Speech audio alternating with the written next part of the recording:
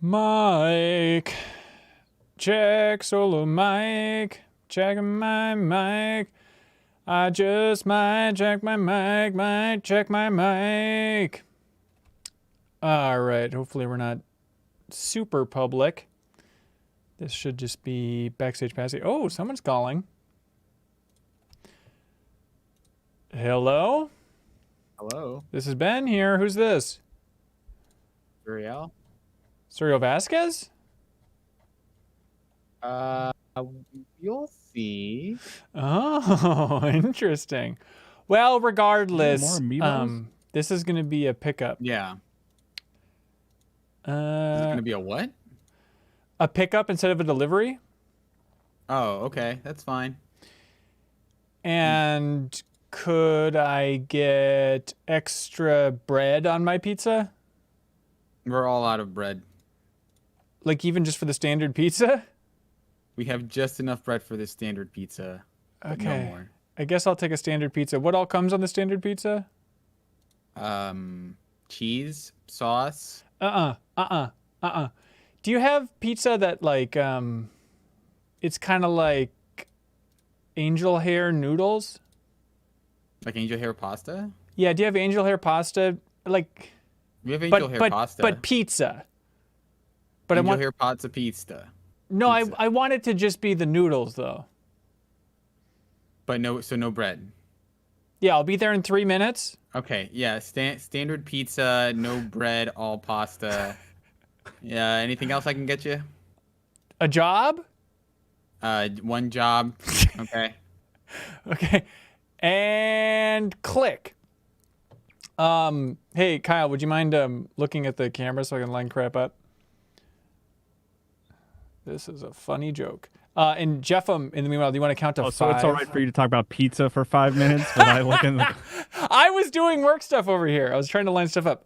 Jeff, you want to count to 5? 1, 2, 3, 4, 5. Okay, and I lied. Could you count to 3 now? 1, 2, Oh, 3. My gain. Do I need to turn my gain up? No, I think I got it on my end. Okay, count to 5 again. 1, 2, 3, 4, 5. Now it's perfect. All right, Kyle, sorry. Do you want to count to 5 and look at the camera? 1, 2, 3, 4, 5. Love it. Psychonauts. Sickle Psychonaut. sickle knots. Is the echoing any better, Hanson? Maybe a little, but it's still pretty echoey. Jeff decided to move into the echoey chambers, which is fine. I'm telling you, I think it's the giant monitors. Do you really think that's the case? I've put towels and blankets on everything else around me. That's the only thing that has changed is I'm now sitting in front of a wall of monitors. All right. And that's helping the Your new sound PC? quality? Or making it worse? No, it's making it worse. Apparently, I'm echoey. I mean, do you guys hear that too? It's just a little, feels a little more echoey. I'll have to compare it to what it was before, I guess. But, all right. Ba bum ba ba bum ba ba ba ba bum. Hello, backstage passers. Everybody's here. Hello. Did you guys watch any of the Gamescom shit, by the way? No, I just had TweetDeck open, so I feel like I was there. Okay, we can regale you. Okay. Something about a Korean Pokemon game. Oh, I save heard. Save it, Kyle. Okay, so you don't watch it either, Kyle? No, I very Okay. busy today. Very busy always lately. Yeah, you should stop that. All right, let's jump in. Okay. Okay. Hello and welcome to the MinnMax Show, a place about games, friends, and getting better. I'm Ben Hansen, joined by Sergio Vasquez, Hello. Jeff Marchiafava, Hello. and Kyle Hilliard. Hey, Welcome, Me. everybody. We are here to talk about the highlights from Gamescom 2021. It's an all-digital event, but that don't mean it don't got news. So we're going to talk about Jeff Keighley's opening night thing, Xbox's attempt at a big showcase thing, all that fun stuff. And then we're going to rip open the big bag of junk food and dive in for a big old discussion of Psychonauts 2. Very excited to talk about this thing. Then, back half of the show, we have some great community questions all lined up, ready to go from people who submitted those questions over on Patreon. Kyle, did you notice that Jeffem looks different today? Yeah, I can see more of his room, I guess. Yeah, that's really the major difference. It's the same camera and everything, but technically, I'd imagine, Jeffem, correct me if I'm wrong, the camera is mounted on your new monitor, yes? Yes, so it's higher. My God. And it's a new monitor because we finally did it. Jeffem finally got a gaming PC. I'm a PC gamer now. Congratulations. Was that like a Patreon goal? I don't remember. Yeah. Oh, crap. Jeffem, we should have made it a Patreon goal. What were we doing? Just spending MinnMax money just on a basic gaming PC. Oh, we blew it. Yeah, but I finally dragged Jeffem over to Micro Center here in Minneapolis and walked him through each aisle, and me and the salesman threw a bunch of stuff in the cart, and he politely smiled enough that it seemed like it was a sale. But how was the setup for you, Jeffem? Well, first of all, I was wearing a mask, so how do you know I was smiling? That's true. You could see it through the mask. Yeah, it was peeking out on either side. Yeah. No, it's been going well, and I think I may have actually fixed the problem I was having earlier. Oh, what was the I problem? did like some check disk command URL, basically hacking, the Oh, likes of which haven't been seen since the net, Hanson. wow. Hacked yourself? Yes. It sounds amazing. Sandra Bullock? Yeah, everybody See, knows the net, Kyle. at least someone gets it. I didn't know what the net was when Kyle So the first thing you did in honor of the net was order a pizza on the internet, right? That's right. Okay, so people are demanding specs. Jeffem, rattle them off. Here we go. What'd you get? It's got a solid state drive like a console does. Yep, 1 terabyte. Yeah, it's got a second one that's also a terabyte too. All So right. now I can choose which one I want to put stuff on. It's amazing. It's got a fast processor in it. Okay. And it's got an NVIDIA chip card in You're it. there, yeah, 3060, and then 32 gigs of RAM in that sucker. Spoken like so. a true PC gamer you are. Computer, what kind of CPU would you like? Fast, please. Make mine working. Spare no. Yep. So look forward to Jeffem checking out all the hot PC games. He now has no more excuses to play everything that's good. People in the chat are blown away. Shazira, PC champ herself, is quoting you saying like a console does, and then says LOL. At the idea of you comparing this beast of a PC to some measly console, Jeffem. My God. Yeah, I know. Was it also fun when you had to do all that hacking? Were you like, oh yeah, just like a console? Okay, this is buddy. great. I love troubleshooting. Oh boy. That was fun. Hey. Tom'sHardwareGuide.com or whatever it is. Gamescom stuff. We should unpack this. So Jeff Keighley had his big Gamescom opening night live 2-hour stream, which I felt was a little bit downplayed. I watched like his Q&As ahead of time, and he's like, there's some reveals. Look forward to it. You know, nothing quite on that Elden Ring level, which might be true, but still, it was 2 hours and it was packed. I think they said they had like 40 games or something like that. Jeff and I recorded our full reaction stream. But Jeff, what'd you think about that whole show for kicking off Gamescom? Yeah, it was definitely more of a surprise because, like you said, Keighley tempered expectations, and that's not what you usually expect from Keighley. Well, Like, usually any reveal is the most amazing thing in the world. And so if he's saying, well, you know, it's okay, don't get your hopes up too much. But it was a solid lineup of game, not, you know, like the biggest AAA games necessarily, but a good, decent like a wide selection of games that I would want to check out and actually play. Yeah. He seemed to be really big on teasing the next character reveal for Super Monkey Ball Banana Mania, which, Kyle, the answer was Morgana from Persona is going to be in Monkey Ball alongside Sonic and Tails and Beat from Jet Set Radio.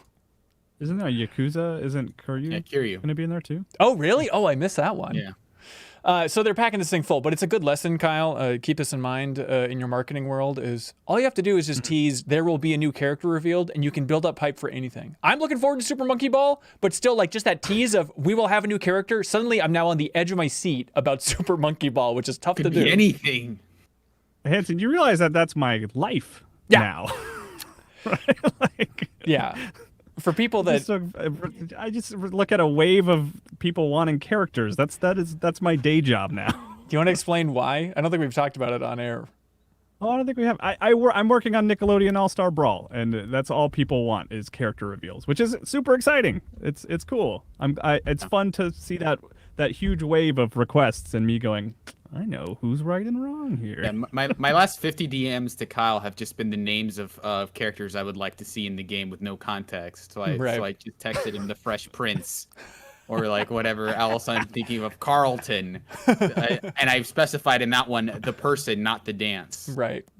But yeah, and I appreciate those. Thank you. Yeah, they're very helpful. But yeah, you're on the marketing, social media end for Game Mail, which is the publisher that's making that Nickelodeon All Stars Brawl thing. So, but hey, Kyle, character reveals are huge. You should write that down somewhere still, just like a post-it note on your characters. Monitor. Yeah, it's a really good idea. Okay. Got it. Strategy. But yeah, I was dog. I was amazed by this Gamescom opening night live because they seem to out Xbox in some ways. Like, they got the Halo Infinite segment for the opening night live with Jeff Keighley compared to there was an Xbox Games showcase that was 90 minutes that was the day before, and they did not have Halo Infinite there. It was... I think it's a sign of just a tip of the cap to big boss man Jeff Keighley that like, all right, this is clearly the bigger stage. We got to have it in this big opening ceremony. So that's where we're going to reveal this new Halo trailer and actually give the final release date, which Kyle, I don't know if you saw that sucker. Do you see when it's coming out? It's December? Yeah, December 8th, which is in that tough window for like Game of the Year awards. That's Advanced Wars Primetime. I don't know what they're doing. Yeah, they're going to get crushed out there. Yeah, by a tank. But they also revealed that, like, okay, we got a Series X Halo Edition thing, a new controller, the Elite Wireless Controller Series 2. That's going to be a Halo Infinite themed thing. Joseph Staten came out there and joked with Keighley for a while about the multiplayer. But before this whole event, 343 let the world know that there is not going to be Forge at launch when this thing comes out, and there's not going to be campaign co-op. That's surprising. That's rough. I feel like that's what sunk Halo 5. I mean, Halo 5 did well and was a hit, but I mean, the biggest knock against that game was the lack of local co-op. So to like handicap that at all is like, that's a decision. That's a move. Yeah. When I first saw that headline, I was like, oh, I was guessing this was going to happen, that the campaign was not going to be ready. And it turns out they were just going to do the multiplayer. So I misread it as campaign not being at launch. So then when I dialed it back to, okay, no campaign co-op, better than I imagined, but still, I think so many Halo fans are going to be like stuck in this lurch of like, how long am I waiting? Do I sit around now and not even touch the campaign because I'm used to playing Halo campaigns with my buddies? I don't know. Like, Surreal, would that change the way you're going to play this thing? I want to mention real quick. Also, Halo hits that weird thing where people who aren't usually huge gamers play Halo, right? So they might just check in for Halo every couple of years. And I think there's going to be a lot of people who take it home and are like very confused and upset that they can't do co-op, Oh, yeah, for sure. I have like a surprisingly thorough history with like Halo, and specifically like having not played any of those campaigns and just playing multiplayer. I imagine that people who are kind of in that same realm are just going to look at, oh, Halo, it's a new Halo. Like, having not heard anything about it and dive in and realize, oh, I can't play the campaign and I can't play with my friends. What am I even doing here? But for me now, I think I'm okay with it. Like, I would probably, like, depending on how the campaign shakes out, I would definitely do something of like, I'll play it on my own for the story and to take in all the dialogue and stuff. But if I'm playing it campaign, I'm probably not going to pay attention to what's going on. So I'm almost already in the tank for at least 2 playthroughs of this, regardless of the quality. Right. Assuming that my friends who like Halo are still really into it. So yeah, I'm still very much looking forward to it. But like, I don't know when they're going to rip that Band-Aid off and really dive in deep on the campaign, because it's been a long time. I still feel like they've been pretty light. I mean, it was last summer when there was that big campaign demo that everybody was up in arms about. And then there was the kind of the story-focused kind of teaser trailer a while ago. But I feel like they need to have some big event just blowing the lid off what that campaign is actually going to be like with the new visuals in new environments and stuff like that. But so Keighley got that big scoop, which was nice.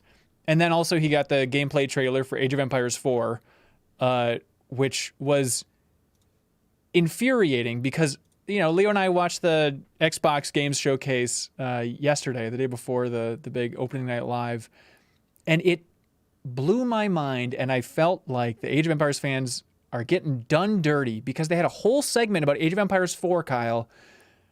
Yeah. Probably 10 minutes long, did not show an ounce of gameplay. I feel like they were taking that lesson, which I know you're big on, that don't show RTS gameplay. Please, whatever you do, you will turn off people. And they took that too well to heart, because what they did is they focused on what they call wonderful little videos, like these documentary clips that are going to be in the campaign for Age of Empires 4. And they just showed like a 3-minute video about building a trebuchet, like live action video of this thing. And I was screaming about just, you're turning off people from Age of Empires. Like, it's a fun game. Try to like tap into the nostalgia of RTSs, but the idea that you're not willing to show gameplay during your big showcase, trying to get people excited for this, and instead you're showing them like a B-tier History Channel segment on building a trebuchet. Like, no wonder people think Age of Empires is boring, because you're making it look boring right now. As somebody that loves History Channel B-tier documentaries and somebody who loves Age of Empires, when I'm bored, you're doing a bad job. Here's a specific thing that I think Age of Empires might be running into, is that if you show gameplay of that, even if it looks really good, I almost wonder if they just looked at those ads for those really deceptive mobile games where it's just like, you're building your empire and like you're just clicking on random stuff. If there's no way that in an ad we can show this off without, like, if we're not, unless we're super thorough about how in depth this is versus that crap. Like, there's no way for us to show that off without it seeming like, hey, we have full motion video of people talking about history, and then here's this game that looks like a cheap mobile game. Not that that's what that game looks like. Some now. fans think it's so, just like, but yeah, just at an glance look at it, it's like you'd be hard pressed to distinguish it, right? Yeah. So I hear that. I wonder if there's, even though I hated when like Command and Conquer would do this, when they were trying to drum up interest for their last one, which eventually was canceled. But I wonder if there's just some way that they could have highlights of a match and actually have like some streamers on there like reacting to things. It seems like the best way to try and show off. They're like, oh, there's some life here, and there's actually people playing it with a mouse and keyboard. It's a fun pseudo LAN party for Age of Empires 4. Regardless, it's coming at the end of October. I'm very much looking forward to it. But that was Xbox's showcase, which it was not the best. It was pretty dry compared to the Keighley thing, which I think was great. But Jeff, what do you think stood out to you the most from the whole Keighley presentation here? Do you even have to ask? I don't have to ask. This thing is ridiculous. It's Doke V. Doke V, everybody. The game none of us had never heard of. No. And now it's all we can think about. Kyle, have you seen this trailer for Doke V? No, I saw a GIF of like a child attaching some device to their arm. I saw people talking about it. It was a very busy day for me, so like I really was just sort of checking in. I saw people talking about trebuchets. Yes. And I saw people talking about Doke V. So I would love to hear more. Okay, Kyle, while we're talking, I'm serious. Just as an animation nerd, I need you to look up the gameplay trailer and just look at the animation in this game. But okay, taking a step back, this is what they call creature collecting open world action adventure, open world MMO, and it feels like if you threw a gazillion dollars at Game Freak to make a Pokemon game. Like, the animations in this game feel next gen, and I know it's just the start of a current generation. Like, they are bonkers to the point that, yeah, it's dragging the, frame rate down a bit here and there. But this game looks too good for this Earth, and therefore I'm very skeptical. Yeah, it's never actually coming out. I don't know. Is the takeaway. So it's from a South Korean developer named Pearl Abyss, who released Black Desert Online, which is the MMO, which is a good-looking game, but still no comparison for Doke V, which is DOKEV. okay, because I was looking for it and I was redirected to Donkey videos, and that's not good. So I had to also great looking. They are also next generation. I'm watching it now. They're skateboarding in the streets. They're riding bikes on highways. It's very dangerous. But isn't that animation absurd, Kyle? This. Hold on. There's a moment of someone using an umbrella to glide around. So I know. This is now my favorite game. There's a jet ski. It is packing more into one game than I've ever seen done for one trailer. What? It is one of my most anticipated games right now, but also that is with the biggest asterisk imaginable of, I just do not believe that this game will come out looking anything close to like this trailer. I was totally on board with you guys saying that, like sight unseen, but the fact you said it's Black Desert Online, right? like that dev, Yeah. that gives me confidence. Like that's a Yeah. really good looking game that like kind of came out of nowhere, and this is another really good looking game that came out of nowhere. You know. That's true. I'm sure there's going to be some downgrade comparisons, but that's true. It's better than just, hey, here's a South Korean developer you've never heard of before making this game that looks stupid ambitious. But I don't think they had a release date for this thing yet. They're also developing a game called Plan 8, which is a shooter here. But on the official site, they have a whole note here that says, wondering how to pronounce Doka V? Read it as Do-ke V. It's the world where the Dokebi live in, Jeffum. So, yeah, There you that's go. what What else do you explains need? Dokevi. I mean, completely out of the blue, most exciting trailer, I think, maybe at the presentation, because I did not see it coming, and it is so bonkers. So, It looks cool. yeah, super high on my radar. And yeah, sir, I think you're totally right. It kind of has that Big Hero 6 vibe combined with elements of Pokemon. It looks like there's hints of Monster Hunter in there as well. It's just everything. You know, the combat actually looks like Kingdom Hearts. Ooh. Honestly, like just like mechanically. Yeah. Which is a positive thing. Like which is one of my favorite. The best part of Kingdom Hearts is the combat. Yeah, for sure. So yeah, that's the one that Jeff also lost his mind to. But I'm trying to think of what the next big thing is. Like, Surreal, as somebody who didn't watch the stream, like what popped out on Twitter? What were people talking about, you think? Marvel XCOM, Midnight Suns? Yeah. Yes. So this was rumored a while ago. They finally revealed it because it was leaked a while ago that, hey, it looks like the XCOM 2 team is working on Marvel XCOM. And it's officially revealed from Firaxis. This game is called Midnight Suns. S-U-N-S, which is apparently a story comic arc dealing with kind of the underworld, kind of the shadier, more supernatural aspect of the Marvel universe. But Jeff, what'd you think of what they showed for Midnight Suns? I mean, you had me at Marvel XCOM, basically. Oh, yeah. They didn't show any gameplay. The gameplay is coming September 9th? September 1st, I think they're going to show it off, yeah. September 1st, yeah. And so that's what I really want to see, even though I suspect it's just going to look like XCOM, but with Marvel characters in there. But they had a very wide array of characters. They had Wolverine looking super cool. And that's like, And yeah, as a Marvel fan, like that idea of them leaning into Wolverine for this reveal trailer, I think is super smart, just to try and distinguish it from, it's not like your Marvel's Avengers thing. We're pulling from some more exciting areas for the Marvel Universe that you aren't just used to from the movies. Not be named. What's that? Wolverine. You have the X-Men, they who must not be named. Yeah, exactly. Yeah, but so the characters they revealed that are playable so far is Iron Man, Captain America, Captain Marvel, Doctor Strange, and then this is them teaming up with the Midnight Suns, which is Blade, Niku Minoru, who I do not know, Magic, Ghost Rider, and then Wolverine. And then their big pitch is that it has the first ever customizable official new character in Marvel's universe called the Hunter. So that's like the player no sense. character that they're just trying to incorporate and make it seem like a fancy thing. Like, oh, this is actually like a real Marvel character. It's the Hunter, everybody. Is that an original character? I have a hard time believing there isn't a character in Marvel called the Hunter. That's the way that they pitch it. Maybe they're getting cheeky. That's a Spider-Man villain, right?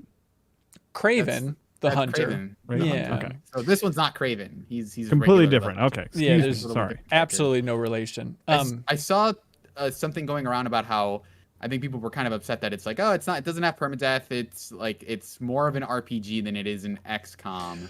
Yeah. Which is, I'm kind of excited about. I totally think they should go that direction of making it more Fire Emblem and more kind of arcadey if you're for bringing in Marvel characters. And it seems like they're kind of going that way. Yeah. So all they've really said is, like in the presentation, Jake Solomon, who's the creative director, who's the creative director for Enemy Unknown and XCOM 2. And a very funny human being, we should super funny and very nice. Up there. Top 3 favorite developers in the industry is this Jake Solomon fella.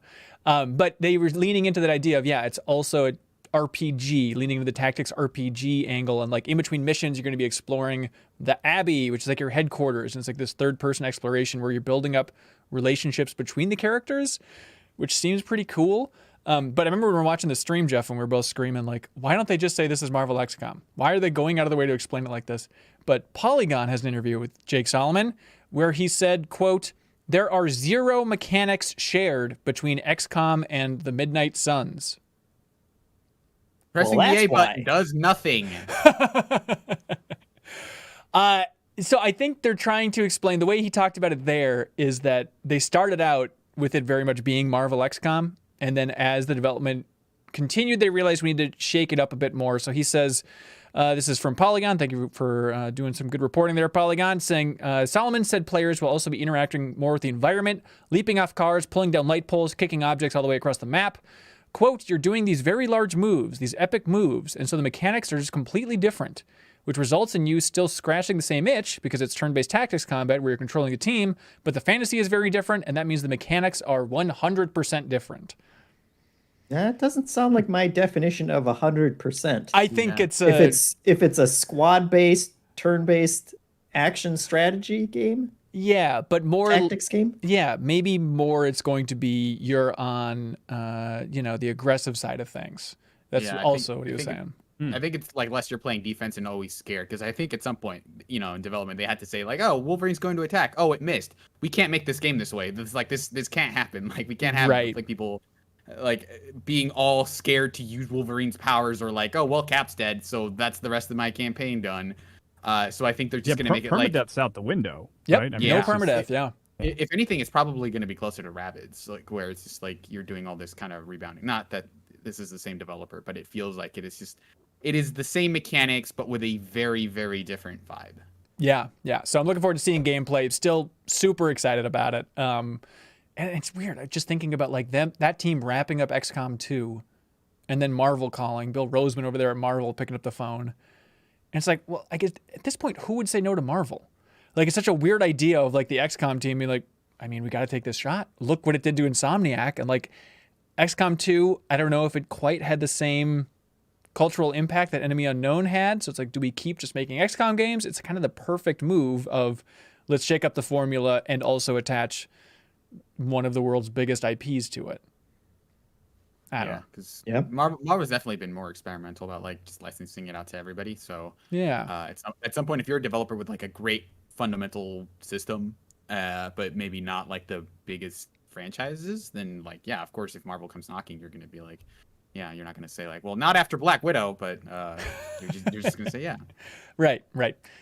So March 2022 is when that game's coming out, which is a lot sooner than I thought as well. Also, mopping up everything they revealed here.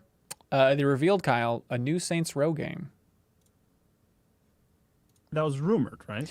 It was rumored, and then I believe Volition even came out there and said they were working on a new Saints Row game. But this is a reboot of Saints Row that's coming out February 22nd, 2022. So, wait, okay.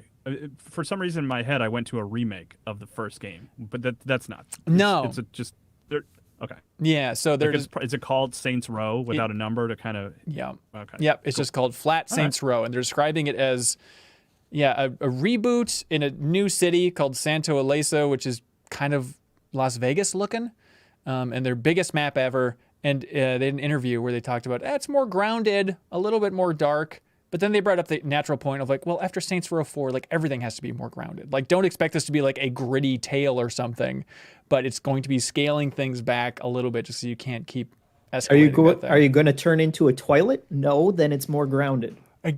Honestly, I wouldn't rule it out. I bet they're still going to have some aspect there. Some like hacking section, Yeah, they're still going to have the insurance fraud and everything in there. But it's cool to see Saints Row coming back and Volition still existing, which I feel like is a bit of a miracle. Like the studio down there in Champaign, Illinois, after Agents of Mayhem was 2017. And I feel like everyone's been on the fence about like new ownership, what's going to be going on down here, THQ Nordic, the Deep Silver stuff. But like, hey, they're making a new Saints Row. It's cool. It's because it's weird because like I feel like GTA has never been bigger, but like the opportunity to make a game for GTA fans who aren't into GTA Online is bigger than ever. So it's almost like this kismet of like, well, we can scale down and not have to make this thing that is so distinct from GTA. Like we can basically make a single player GTA game with like that is more fun, and we fill a void that I think people have been missing for a really long time. Yeah, that is true. Like who would ever think that obviously Saints Row, the first one, was made like, hey, we got to beat GTA to next gen platforms. And they did it, and it blew up because of that. And now GTA 5 is one of the biggest games on the planet, and there's just huge vacuum because no one has really taken a stab at it since the launch of GTA 5. Is there something I'm missing for like that's? Well, I feel like what's happened is just every game is open world now, right? So Right. So it feels less special when a GTA game comes out, because I feel like Red Dead was like huge, but it didn't feel like the cultural thing that Red Dead 1 did, because like every game was kind of in that scope. But I feel like now it's just something about like, here's an open world game set in the modern world that is like that doesn't have like a hook of like, well, you're a werewolf or whatever. Like, it's just something that is just traditionally just run around and blow stuff up. I feel like that is surprisingly rare. Yeah. And so they're pushing in the marketing so far, at least, the idea of this being co-op. You can play the entire campaign co-op.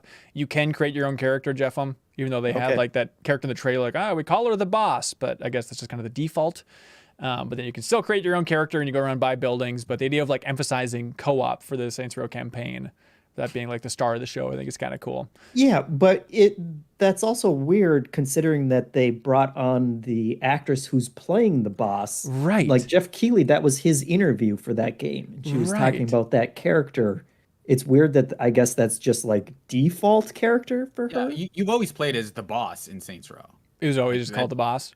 Yeah, it's just whatever you want. Like, the boss was the name of the character, and like you could just modify that however you wanted. But Gotcha. in 3, I know that you had like 5 voices in one of them. I think the joke was one of them was just Nolan North. Like, they had a default male character, and one of them was just Nolan North also. Yeah. Also, it's going to be cross-gen, which is, a little disappointing, but it's been in development for so long, I guess that's fine. Let's see. They showed Call of Duty Vanguard in one of maybe the most lackluster game demos for Call of Duty I've seen in a long time. We're just kind of like, hey, they're really emphasizing, we got Laura Bailey, first time in a Call of Duty game, to kind of walk through this gameplay sequence where she's a Russian sniper kind of learning how to kill and then escalating to killing everybody. But yeah, the headline is Sledgehammer's going back to Call of Duty World War II, or sorry, just to World War II, I think is what it was originally called. And it's made by Call of Duty, apparently, not Activision. That's the way they word it. It's a whole long saga. That was it. Teenage Mutant Ninja Turtles. They announced that April O'Neil's coming to this thing, to Shredder's Revenge, which has been delayed to 2022, but that game still looks ridiculously good. Like, the animations, especially for like April O'Neil, I think just look fantastic for this thing. It's going to be very fun, I would imagine, if you're a fan of brawlers. That's it. Oh, Kyle, also Horizon Forbidden West, they announced delayed to February 18th, 2022. So officially. Yeah, that was another, because now the joke is that that's basically Breath of the Wild 2's release date, right? Yep. I think Janet made that joke on Twitter, right? Which oh, is perfect. Probably. Yeah, it has to be. Let's see. And then the weirdest thing from the entire Gamescom opening night live is they ended it, effectively the one more thing, with Jeff Keighley as they were leaving mentioning, oh, by the way, weird thing, I'm going to be in the Muppets film Muppets Haunted Mansion that's coming to Disney Plus.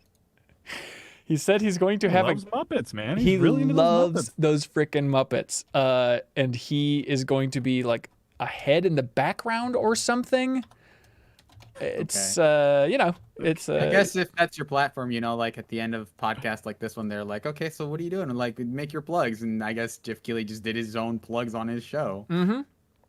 That's it. Gamescom, everybody. They also showed off a ton of Death Stranding too. The director's cut. Yeah. Director's cut, which just looks like a completely different game, and also every game now.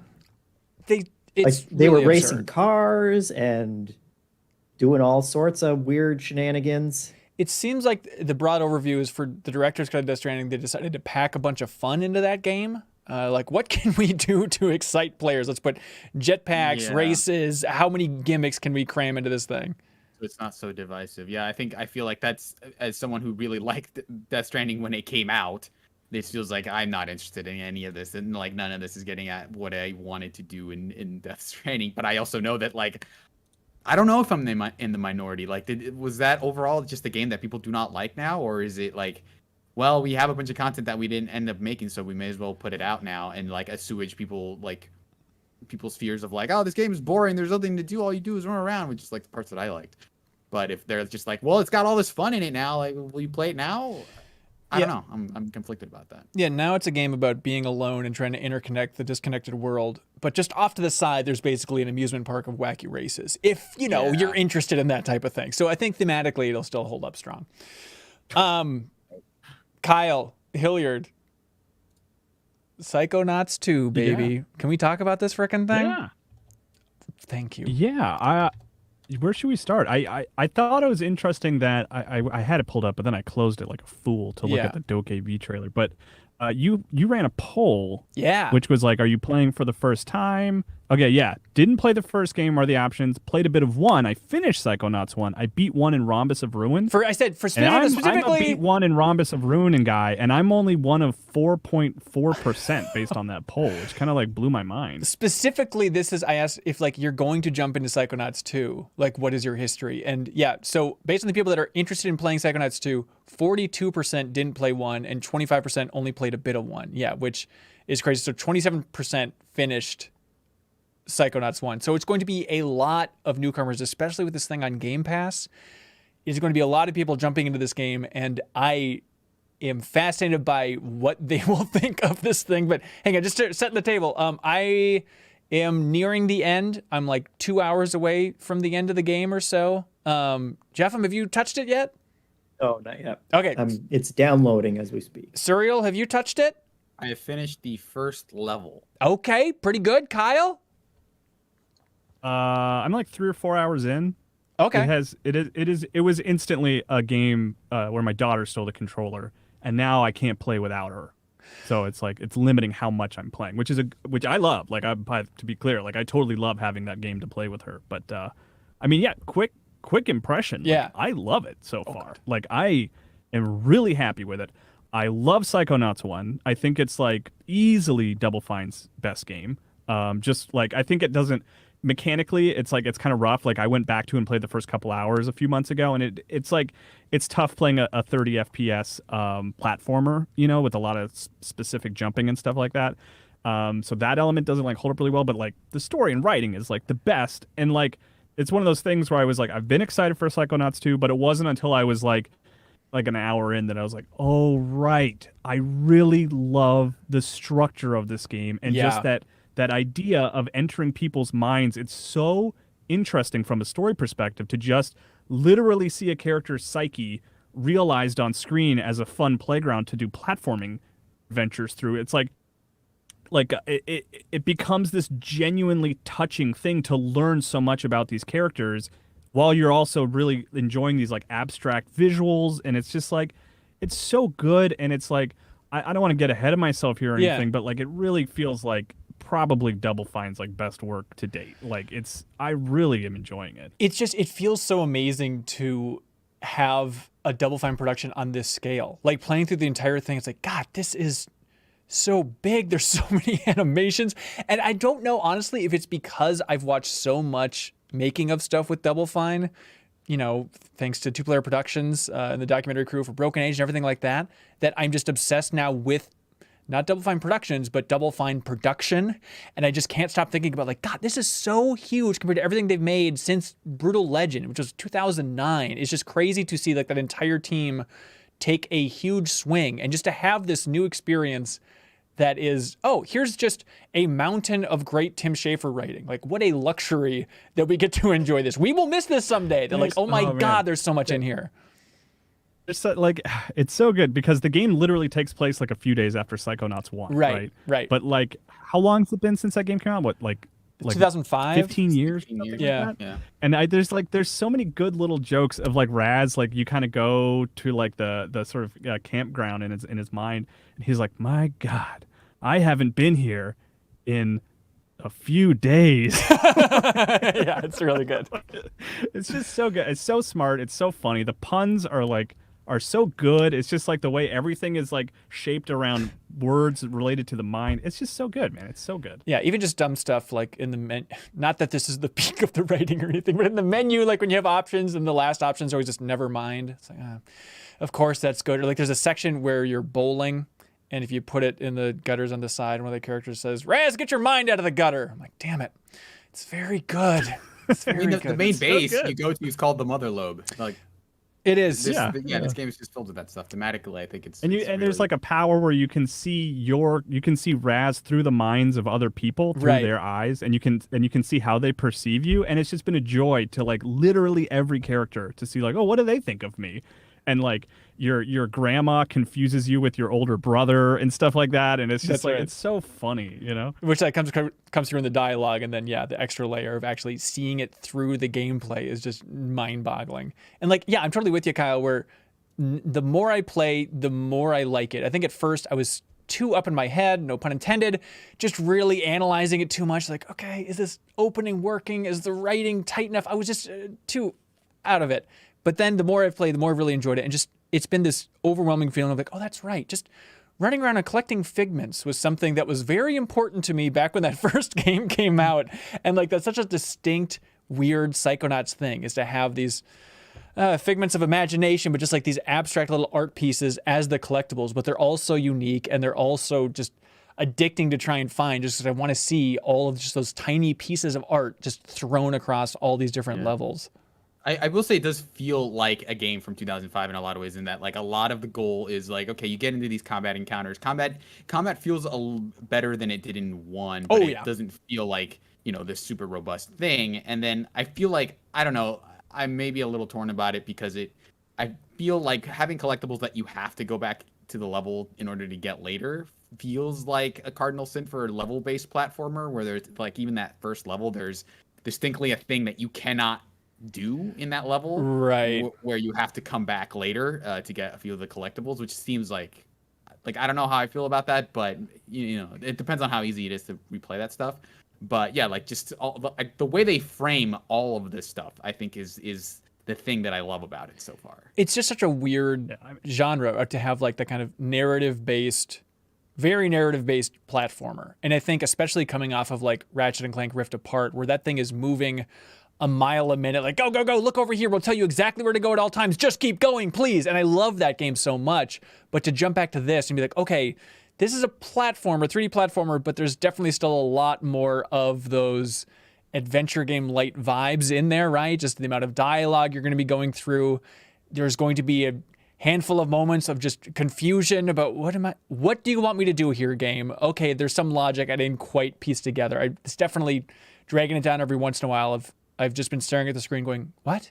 You're referencing something I clearly do not understand right now. So there's still definitely those, I don't know, hiccups every once in a while in the flow. But that's, I think, part of the charm of Psychonauts, because it does feel so much like that first game in some really wonderful ways. Yeah, obviously I've only played about an hour or so, but it is nice to some degree to play a game that doesn't feel like it's been modernized, where it's like, maybe there is a crafting system, but like I like that there's no like, okay, here's Raz's skill tree, or like here's like a crafting system, like that. It doesn't feel like, well, we clearly need to update this so that it fits modern standards, and this is what that means. Like so far, I feel like them just doing Psychonauts but more refined is working for me. But we'll see how that goes.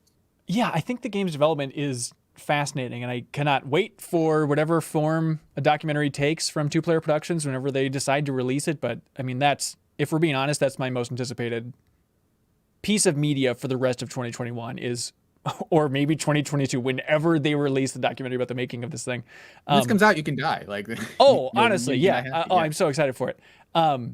But I think it's such a fascinating idea because it started out as a Fig crowdfunding thing, right? So this game was very much made for this, like, for the fans. This is a game for the fans. And now it's gone on such a long journey. It's been in development for so long. I mean, they announced it back in 2015, whereas eventually published by Starbreeze for a bit. Starbreeze kind of fell apart. Then Microsoft came in and bought Double Fine. And so now Microsoft has to like position this thing as, hey, it's a platformer for everybody. But at its heart, it is very much like fan service for the handful of people who played this game back in the day for the original Psychonauts.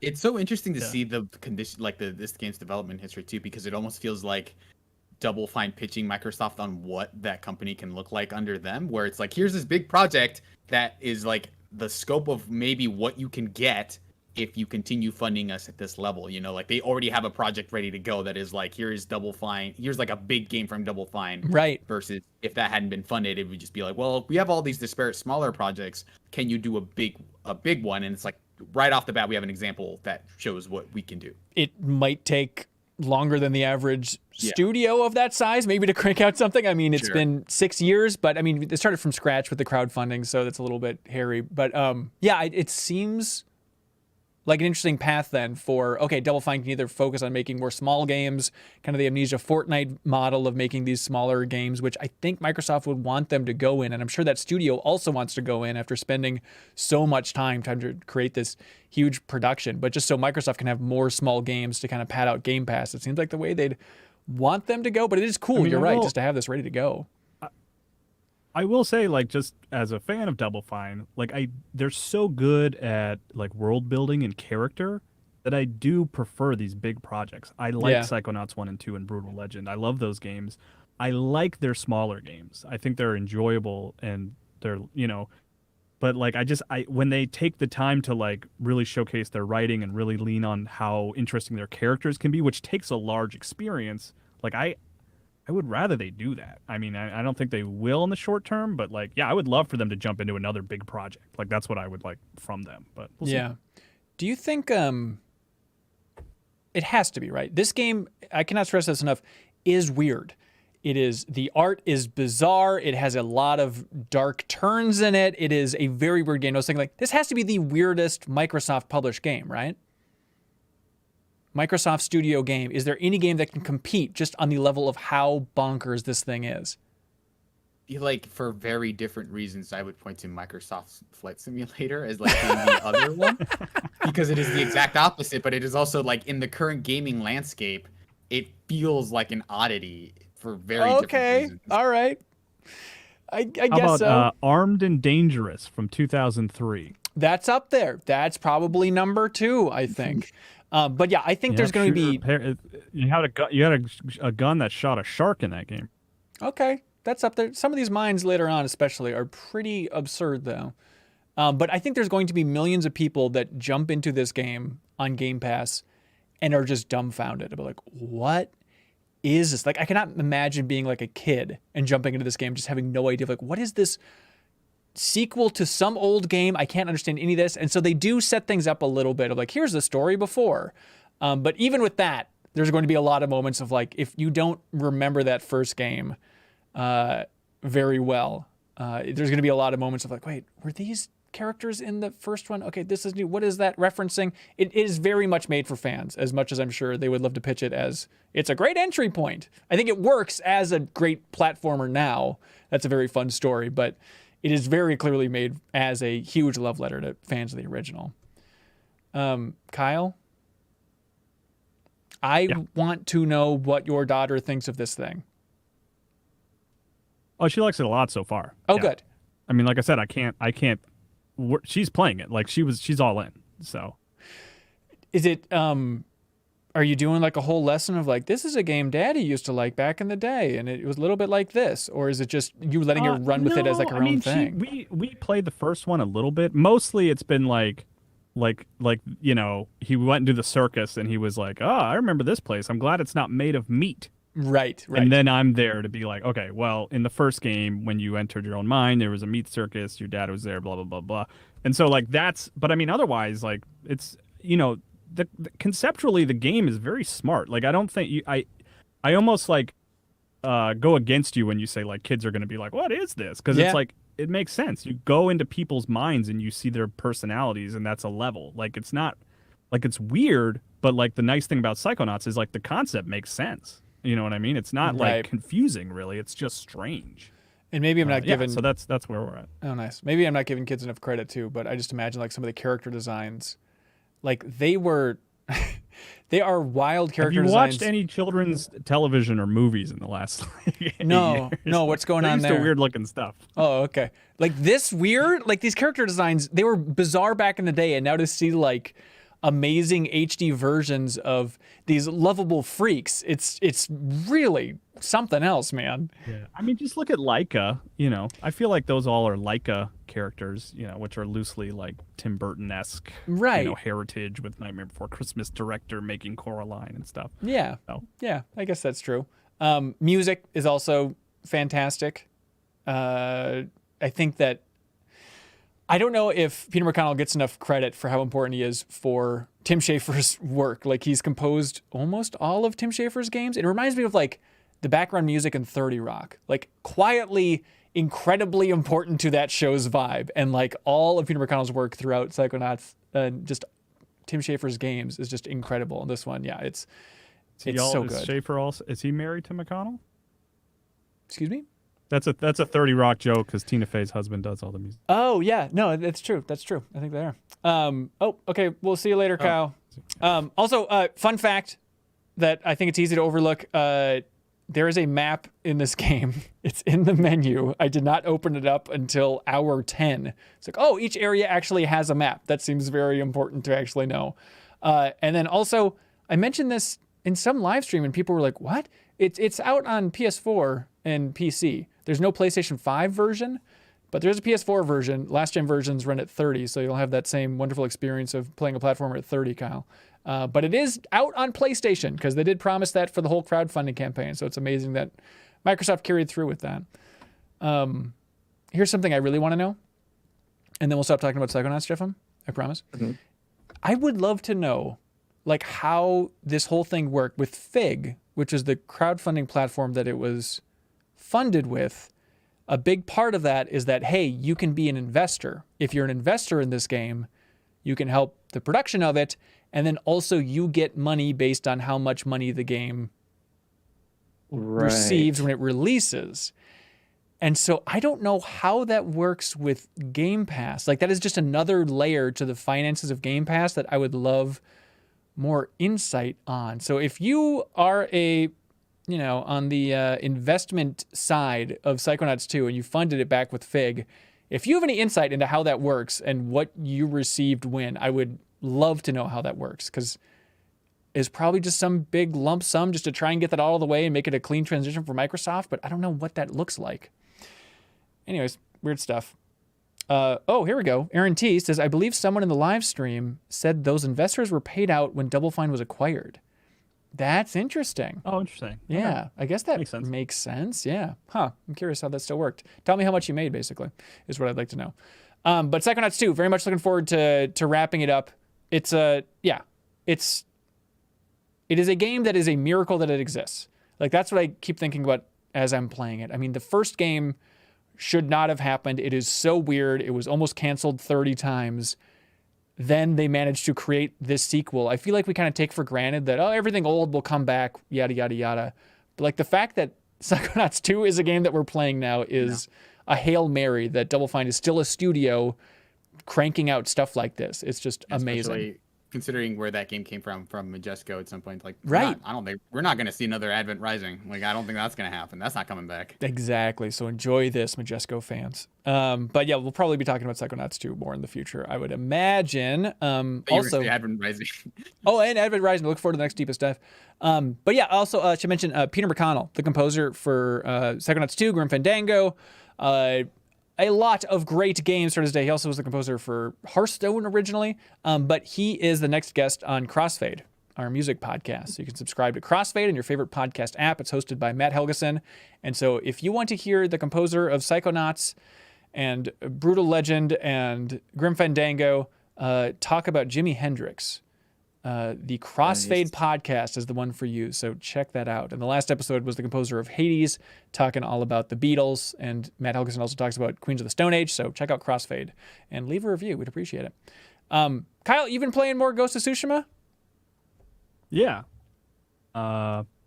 Forget what the island is called. Iki Island, yeah, IKI. Yeah, but it's it's the director's cut, and the nice thing is, like, if you played it on PS4, what I was able to do was just take my save over to the PlayStation 5 version and then just go access that new content. You know what I mean? It's not like behind a weird wall. I think you do have to have beaten the game to access it, but like, it's something I was able to jump right into, which was nice. Yeah. And it's there's always that learning curve of like going back to an old game, which I'm encountering. I'm definitely getting my ass kicked, and then there's a lot of like I'm the Ghost of Tsushima. Like, I'm much more talented with a sword than this, but it's really great. Like, it's huge. It really feels like Uncharted, like Lost Legacy or something like that. You know what I mean? It's like that kind of scale of like not a full sequel, but like a lot of stuff. And it's like there's there's the classic Ghost of Tsushima gameplay, which is great, but there's also like all kinds of new animals to interact with on the island, and it also, just from the storyline, it also delves a lot more into your relationship with your dad, which is something that's very crucial to the core game, but very much, just sort of this thing in the past, because mostly it's about your relationship with your uncle. But now you really get to see Sakai as like a kid and what it was like to interact with his dad, because you're actually on the island where your father was killed, where you witnessed him being killed in war. So that's like bringing up a lot of memories, and you're like, you get poisoned early on in the game, which makes you have these hallucinations throughout the whole course of the story. And so like you'll just be like in the middle of a mission and everything just goes like fuzzy and crazy and dark and weird, and you can hear your father like complaining to you about your things that you don't trust about you, the things you don't like about yourself. And like I'm really digging it. It's been awesome. It just feels like I'm jumping into like a pseudo Ghost of Tsushima sequel. Like it really is a lot. If you love Ghost of Tsushima, like absolutely worth checking out. Like totally. Okay, dumb question. Is this only in the PlayStation 5 version for the Director's Cut? Or did Director's Cut come out on PS4 as well? I believe it's on PS4 as well. Okay. The way it works is like you can upgrade your copy to the Director's Cut version for like, I think it's like $20 or something like that. Okay, so it's just the DLC. Yeah. It's kind of like it's weird because it really is ostensibly just buying DLC, but they've made it feel different by calling it like the Director's Cut version. It just feels a little different, even though it really is just spending some money to have a whole bunch of new Ghost of Tsushima game. Yeah. Oh, that's awesome. And I imagine it looks a lot better on PS5. God, I won't say that I'm like wow, PlayStation 5 changes everything. Yeah. Because that game was so gorgeous and it loaded so quickly as it was like on a PlayStation 4. But I mean, the frame rate's improved. It's at a 60 now, and like it still looks great. It's awesome. Like the place it was a testament to how good it already looked that the PlayStation 5 version isn't like blowing my socks off as much as it's like, okay, this mechanically feels better, but yeah. Yeah. And just to be clear, Sony sent us a code for Ghost of Tsushima Director's Cut, but that code was sent to Leo. Because Sony's very big, but you have to disclose this. And so Leo's also going to be playing it, but he wasn't on this episode, so it's a weird I actually went and bought like a physical copy because I wanted to have like I like that game so much. Yeah. Like I think it's like one of my favorite games of the last of this early, I don't know, last couple of years. So I wanted to have a physical copy, so I got the Director's Cut copy. Yeah, that's nice. Go to Tsushima Director's Cut, everybody. Jeff, how are you feeling? Good. Great. Cyril, how are you feeling? Feeling good. Okay, good. People watching us live in the Backstage Pass chat have been bracing for an impact. Cyril Vasquez, would you like to tell us a story about your life? Sure. Do you want me to just cut to it? Yeah, just get to the good stuff, man. Okay. So, Start when you were a kid. Yeah. So when I was a kid, What was your birth like, Cyril? what was my birth like? Yeah. It was actually pretty different than most. I don't remember it. No. So the long and short of it is that I am stepping down as a MinnMax cohort at the end of this month, which makes this my last episode of the MinnMax Show podcast. It's kind of hard. I don't know where to go from here. Mostly. So basically, in the last few months or so, I've been getting more freelance consulting work in the game industry, which has been pretty satisfying, and I've enjoyed it a lot. But as I've gotten more and more work, it's just been harder and harder to keep up with MinnMax and kind of dedicate myself to it as much as I would like and as much as I feel like the community deserves. And so that also is somewhat compounding because as I consult on more games, it becomes harder to talk about them on this show. So those two kind of things have kind of compounded to kind of, put me in an odd spot, so to speak. And so I've kind of made the tough decision to step down. And it was a really hard thing. I've basically been thinking about it for, the last few months, and how I could make it work. And ultimately I decided this was maybe the cleanest way to do it. But I am going to miss podcasting with you guys at MinnMax. I'm going to miss everyone here. The community has been incredible. It has been nothing short of amazing to be part of this. But for the time being, I'm not going to be on the show as a regular anymore, but you'll probably still catch me on the occasional max spoilers, maybe a deepest dive here and there, but in terms of my regular ongoing involvement, I am stepping down on that front. And so it's never easy to get these things across. I've listened to so many of these, but they undersell how hard it is to do this stuff. Yeah, and correct me if I'm wrong, Surreal. First of all, congratulations on the consulting going full time. Yeah. Well done. Thank you. Appreciate it. Finding a full-time job. Correct me if I'm wrong, though, but the best way to phrase it in my mind is like you'll be on less MinnMax stuff.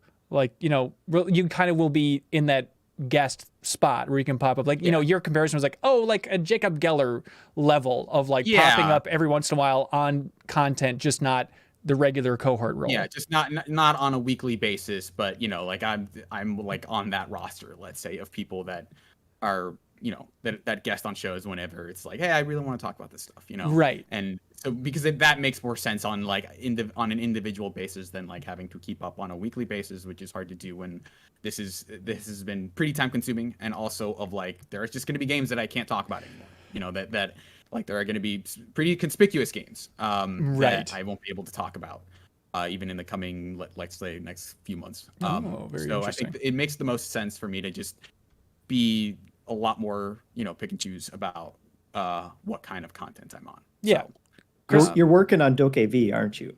yeah. So it's SOV. very weird that we talked about that and that it was revealed to me. So it's been weird to work on that game. I just to be clear, I've not done any consulting on that game. I would not be so jokey about that. Like the contracts you have to sign, it's weird. But yes, I will still be on MinnMax, just in kind of a more, select capacity. Yes, Chris Logan put it well watching us live at the Backstage Pass tier. He said, shifting from cohort to friend of the show tier. Like if you go to MinnMax's official site, which is just MinnMax.com, we'd have a list of like friends of the show. And so technically I'll be copying and pasting your profile and lowering it down to friends of the show territory. Yeah. But like we'll still need you to come up and finish Perfect Weapon on PlayStation 1 at some point. So you can't get out of that. That was part of my contract, is you have to finish Perfect Weapon. That's right. But yeah, I just want to thank the community. You guys have been amazing. I want to thank you, Ben, for how starting this whole thing and having me on.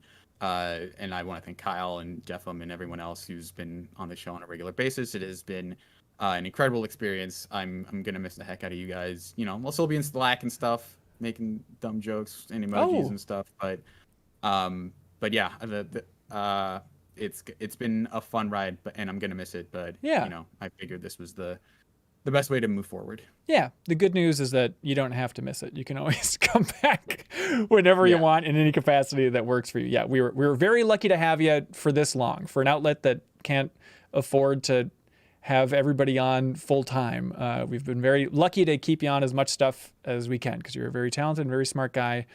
And I think like on the consulting thing, when we first were talking about this serial, I was in the camp of like, can't you just say like, I can't talk about this game because I consulted on it, and so I'll just not speak during this section when we're doing Game of the Year debates and stuff like that, because obviously you wouldn't want to weigh in on that stuff.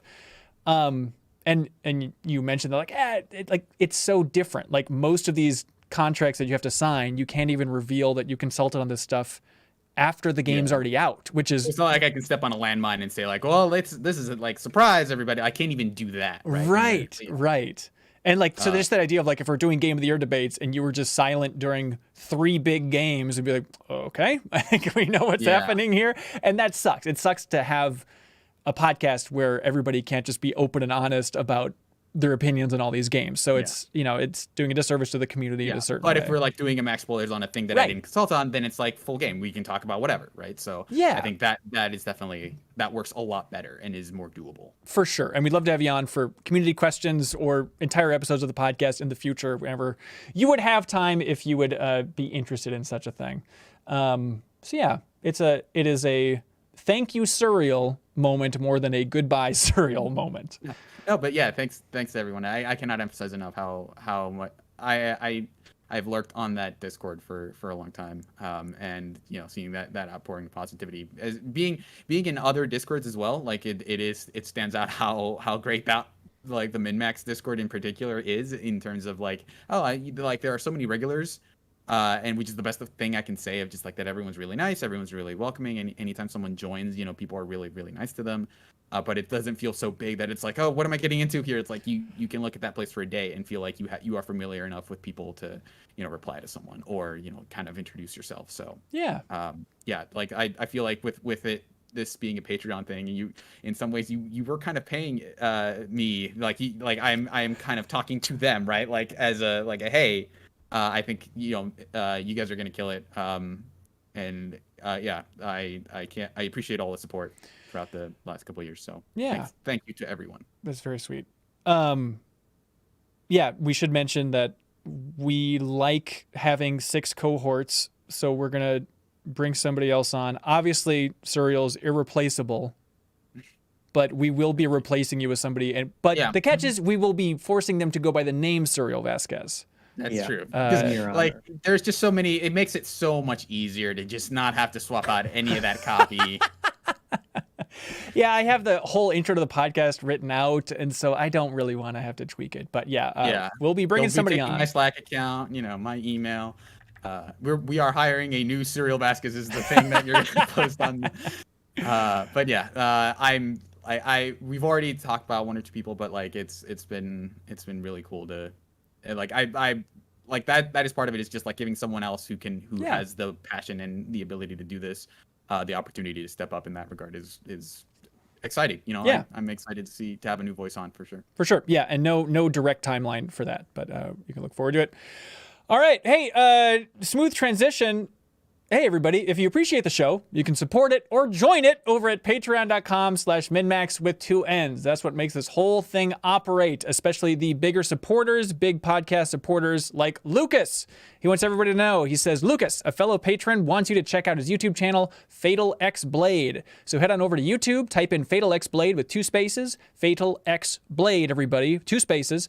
His YouTube channel is primarily focused on highly edited reviews on the newest games. Each review features a short parody at the beginning of each video. Currently, he's working on a review for Assassin's Creed Valhalla while waiting on Aliens Fireteam Elite and Psychonauts 2 to come out at the end of the month.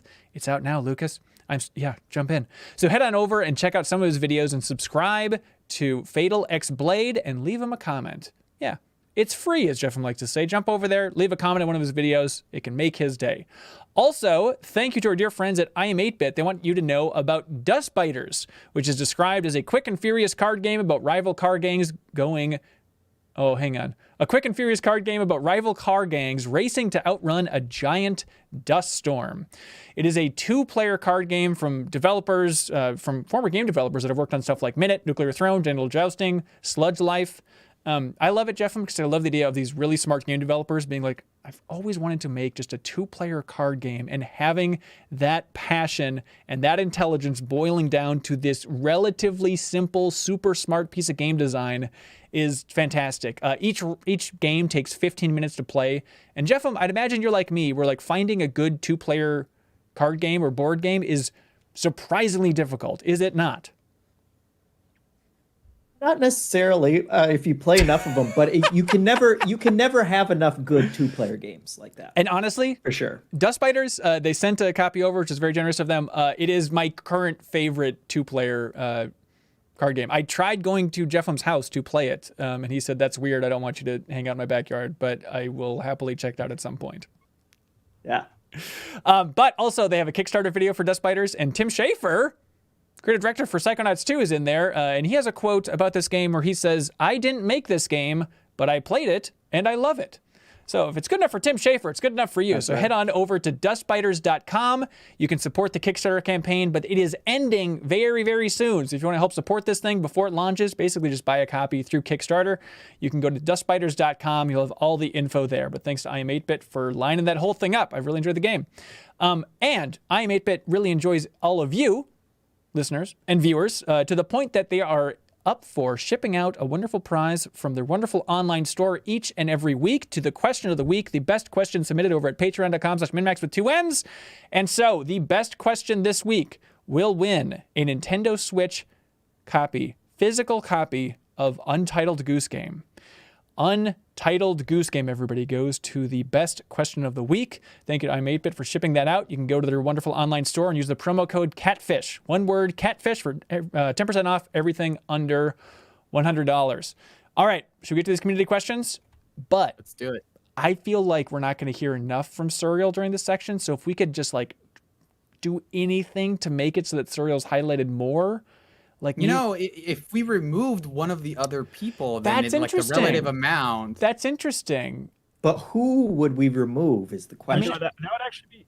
I volunteer because I'm taking Suriel's announcement very personally, Oh, and Kyle. I'm mad about it. So I need to go and stew for a while.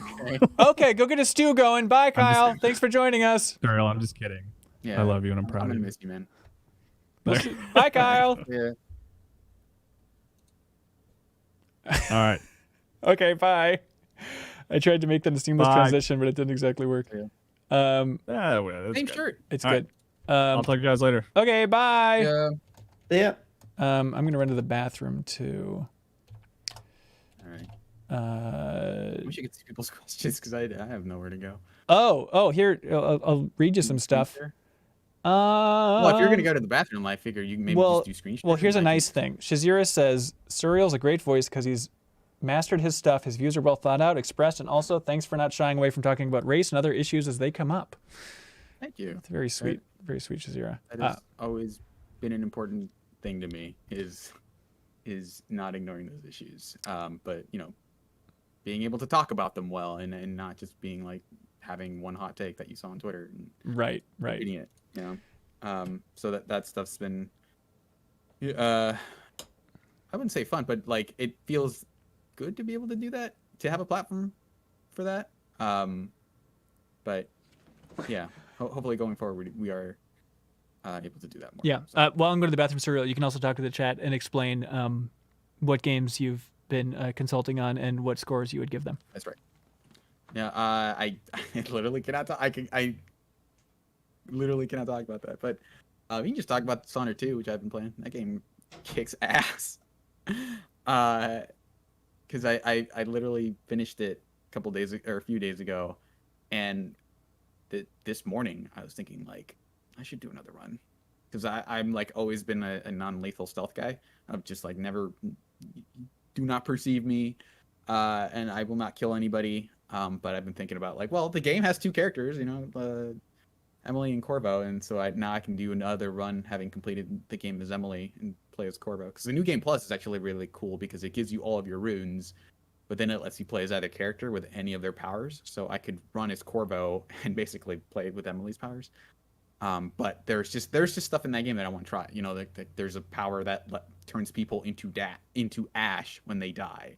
So it's like, well, if I want to play this game on hard, but to counter that, I can kill people now. So, and yeah, like the difficulty options in there are also really good. Like you can change stuff on like granular level. Like, do you want people to do less damage, but they see you super easily? Like that stuff is so tweakable that it's like you can just imagine infinite runs of that game.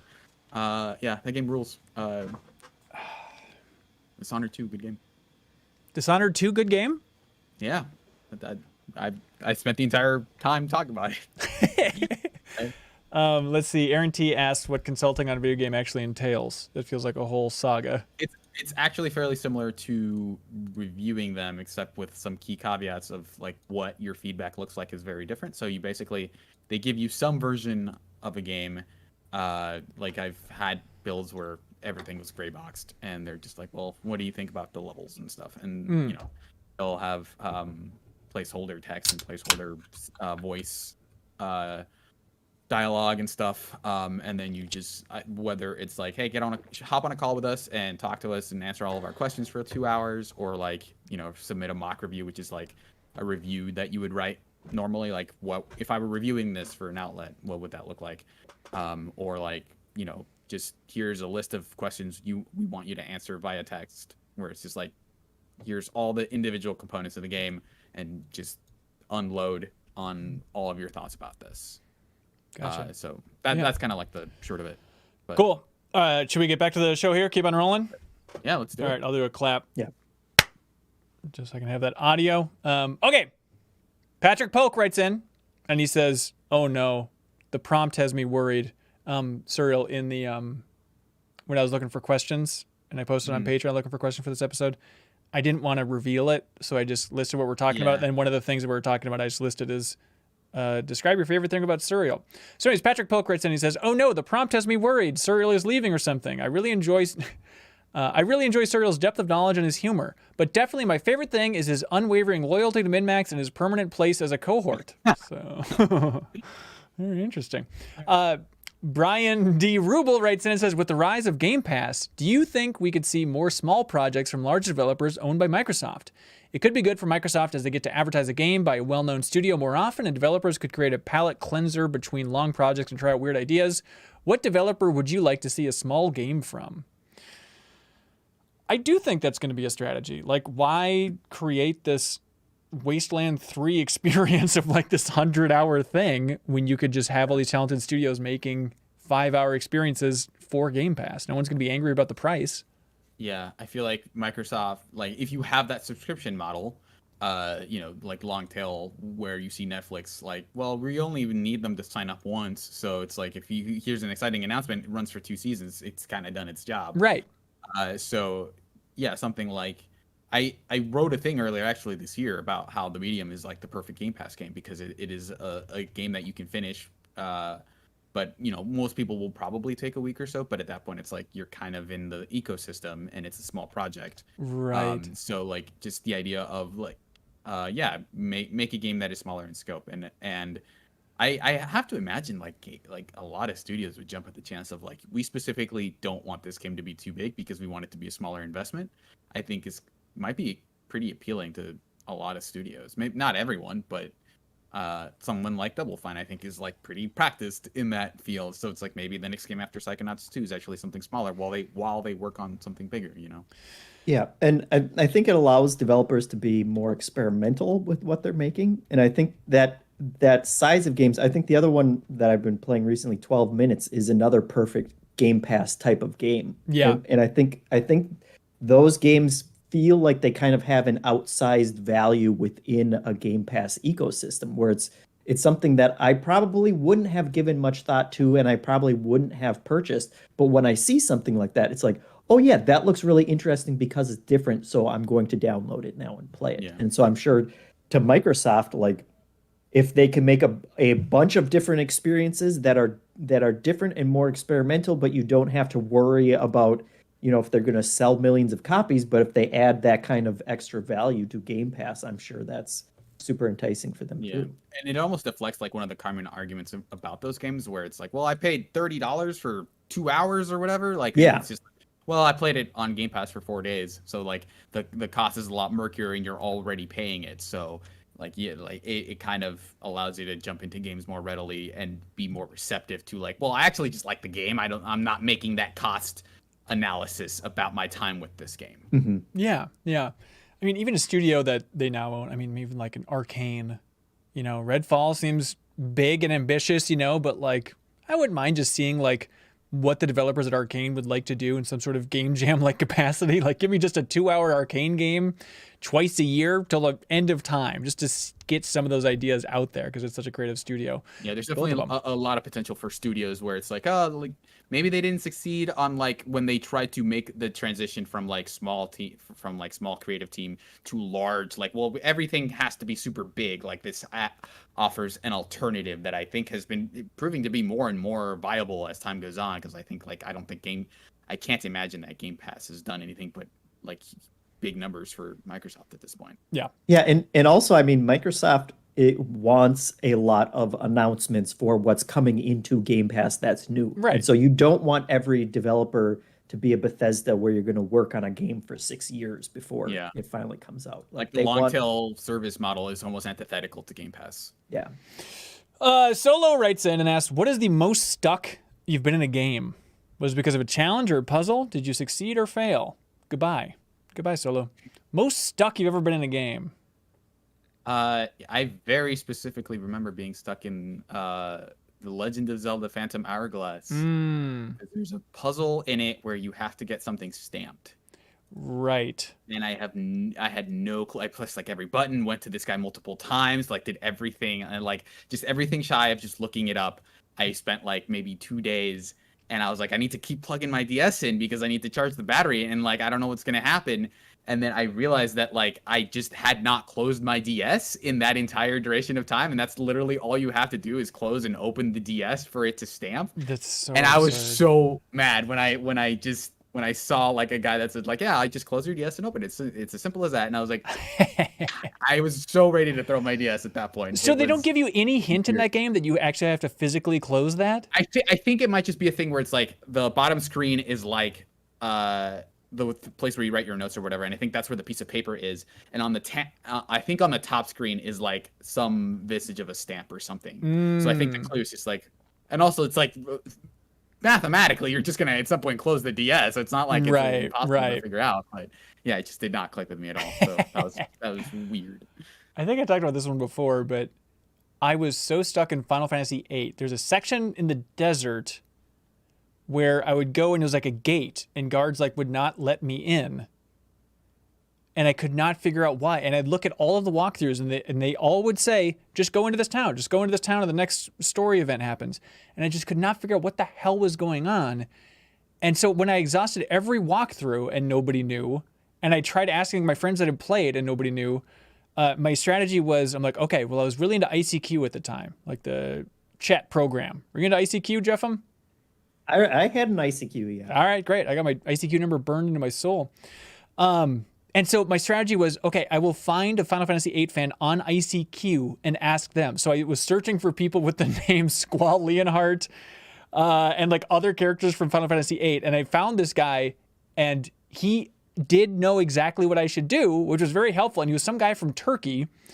And it turns out what I was doing wrong was I was supposed to be driving the car from Final Fantasy VIII into this town, but I had ran out of gas in the car, like on the other side of the continent, and I didn't want to drive it anyway, so I was trying to walk in there instead of driving. Anyways, and then it was like, oh, this is like my Turkish pen pal. I would talk to him, and then I sent him to like Ronnie back in the day, like, hey, check out my Turkish friend. And I remember years later, Ronnie being like, yeah, I was talking to that guy. I think he might be a Nazi. I was like, what are you talking about? He's like, he started talking about politics, and I think he's like literally a Nazi. I was like, I don't think that's the case. So then I just stopped talking to that gentleman, but apparently we had never veered into any territory other than video games, and I accidentally befriended a Nazi. So we all make mistakes in our youth. Well, there you go. Jeff, did you befriend a Nazi? What? Nothing. What's your game?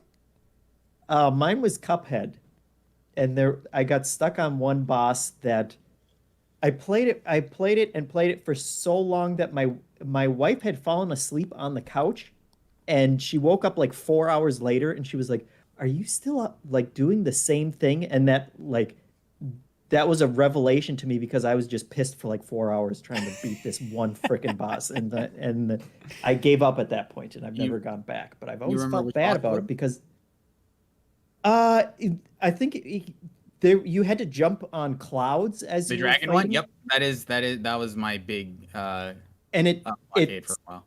It sucked so bad because part of it was just like there were random patterns to whatever projectiles it was shooting at you or whatever, and it felt very cheap and unfair. It wasn't like I can learn the pattern of this and then get through it, like Ninja Gaiden or whatever. It was right. There was just some random element to it that I just could never get past, and I always felt bad about it because it's such a gorgeous game, but I hate it. If you ever want to feel really bad about yourself, you should look up a speed run of Cuphead because it is just mind-boggling. Like, they're not doing anything that crazy. They just know the spot to be, and it turns out, is that game actually easy? It'll convince you that it's an easy game, then you go back to it and you'll get crushed all over again. Mm-hmm. The Uncharted Wolf writes in and says, hey, cohorts, considering y'all use different streaming services, including for gaming, which one do y'all use the most? Well, I love HBO Max. I find myself always returning to Netflix. I think I've been using a lot of HBO Max, but I think my favorite one might actually be Tubi. Tubi? What? Yeah. Tubi?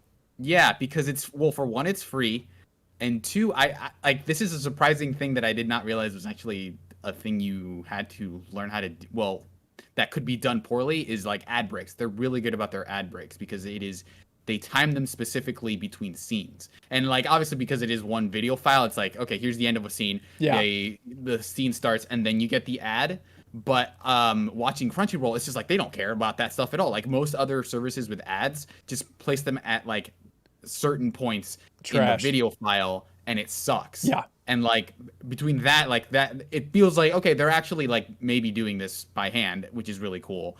And B, like usually it's like they kind of have been like, okay, if a lot of streaming services don't have this obscure movie, then Tubi probably has it because it's like they don't have any of the like the major stuff. But it's like if you're kind of looking for more obscure stuff, but it isn't like Criterion obscure or whatever, like they're kind of in that mid range of like, you know, like a Takashi Miike film is going to be on there, which is, you know, not a thing you see on a lot of services. So it's like it's not like the best streaming service, but it's like the one that I'm kind of like rooting for most because it feels like, okay, it's free. I can just go and watch and see whatever is on, and it like, yeah, I like to be a surprising amount.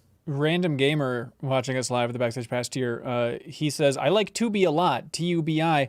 How else can I watch Lady in the Water for free? Well, if they have Lady in the Water there. Free is the right price to pay. If you're going to pay a price for Lady in the Water, like, may as well. Like, it's like the amount of like movies you can see, like, well, it's free. You might as well watch it. Like, even when because when you're on Netflix, it's like, yeah, but it's like, there's also is like, well, I could be spending my time better, you know, with this subscription or whatever. So, right. Yeah, I mean, probably HBO Max for me, but I have been watching a lot of Netflix stuff just because I've been going through the seasons of Alone that are on Netflix. Jeff, have you ever watched Alone? What's that one about?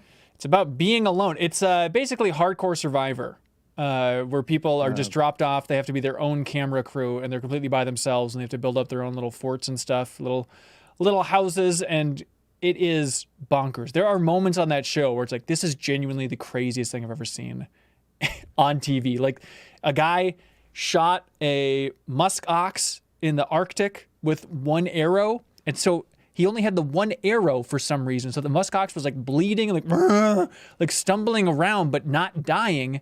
And so this guy, just strapped with a GoPro, then takes out his knife and is running up and trying to like stab a musk ox to death, which is huge. Like this huge animal that could so easily kill him. And he's just running in and taking a quick stab, then backing away. It's like, how is this on TV? This is like a jackass stunt. It is so insane. And that feels like one step removed from the most dangerous game.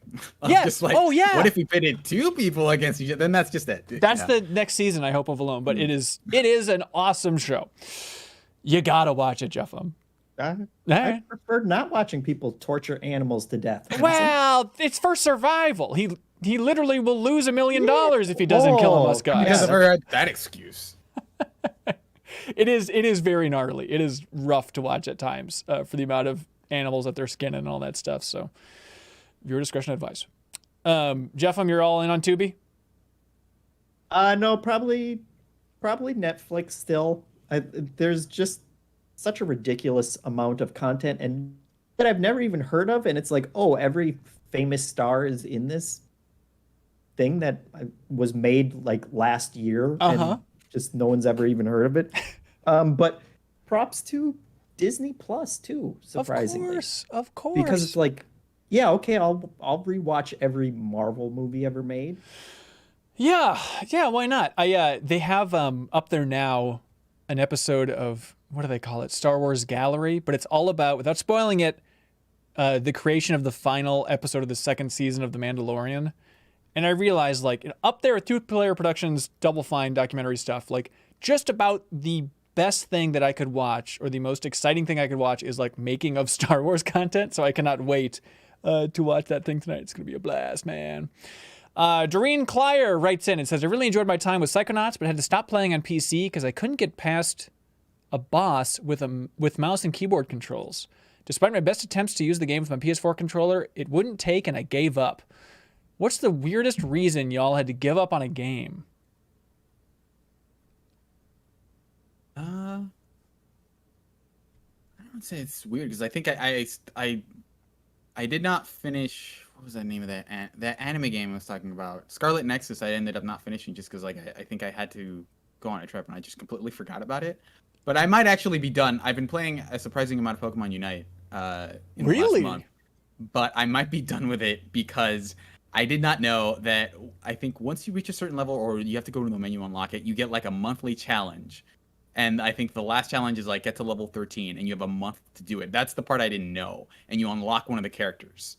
Like that's how you get one of the free, because otherwise you have to pay for them. Yeah. And I literally completed. I was like, okay, great. I've been keeping track of it. It's like, okay, I need to do all these challenges, and I can do these, by playing like 5 matches a day or whatever.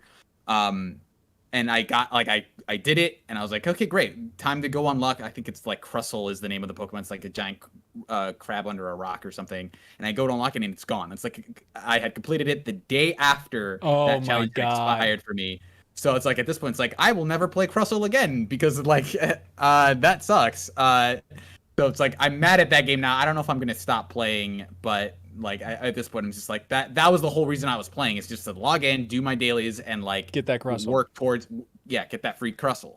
But now I don't know if I'm even gonna bother. I have Gengar, which is my like one of my favorite Pokemon, but like it's not the same. I want that Crustle. I get it, man. I get it.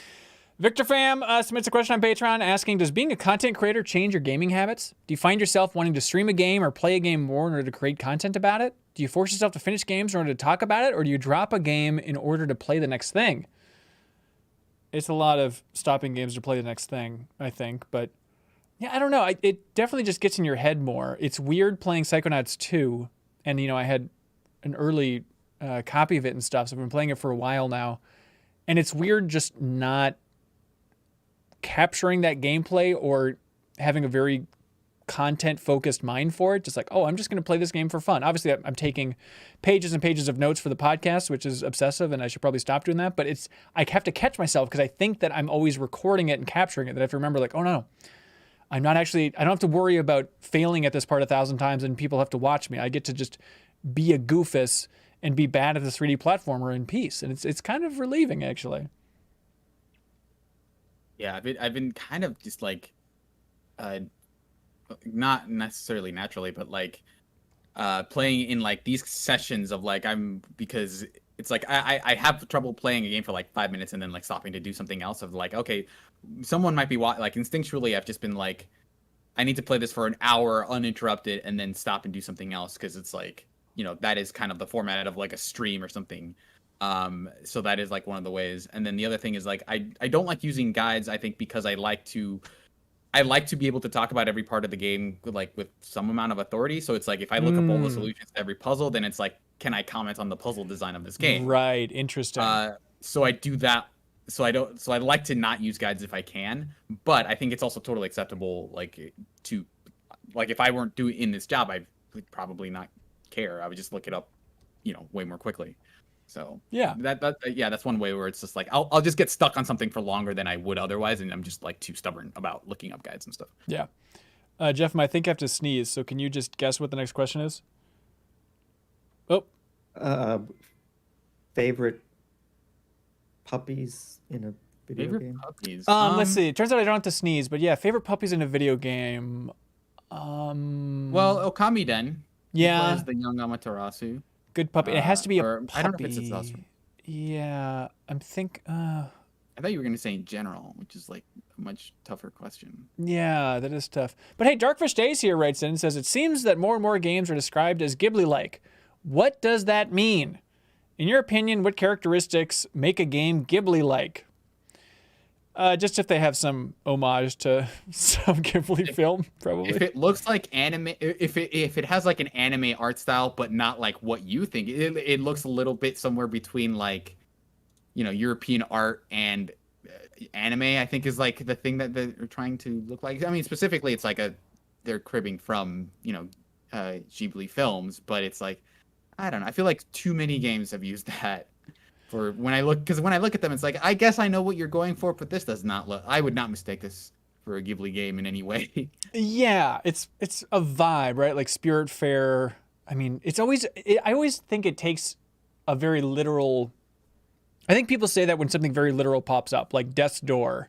It's like, oh, it's kind of Ghibli-inspired boss design. But it's like, it's just that the witch looks like the witch from Spirited Away. I think it's all that's going on. Or like Kenna Bridge of Spirits, the game that I'm very proud I can remember now. Like that one is like, oh, it just has like the little soot creatures are they? I guess that's from Princess Mononoke. I think that's the style of creature that Kenna has in there. Oh, like the tiny little like black kind of like soot characters. Well, I was thinking Those of that are from Spirited Away. Away. That's Spirited Away, yeah. But I think Kenai has more of like the forest spirits roaming around. I'm trying to remember. It has one of those homages going through it. So Yeah, if you can recognize anything, it's like that's like from that Miyazaki movie, then you say it's Ghibli-esque. Which Right. I feel like Ni no Kuni's maybe the only franchise that should be able to say that. that's right. And I guess not even for the sequel because they weren't involved for the sequel, which is always a confusing thing. Playable presidents, I think, is like a huge thing for Miyazaki. Yeah. Yeah, he's really obsessed with it. Yeah, he says if it's not a playable present in a game, it's an insult to life itself, which That's I right. thought was a bit much. Non-playable presidents were a mistake, is his famous quote. Brett Hunter writes in and says, "Hello, MinnMax crew. When Tony Hawk Pro Skater 2 was released, I was 7 and I created a skater named Tree with bright red hair. No idea why.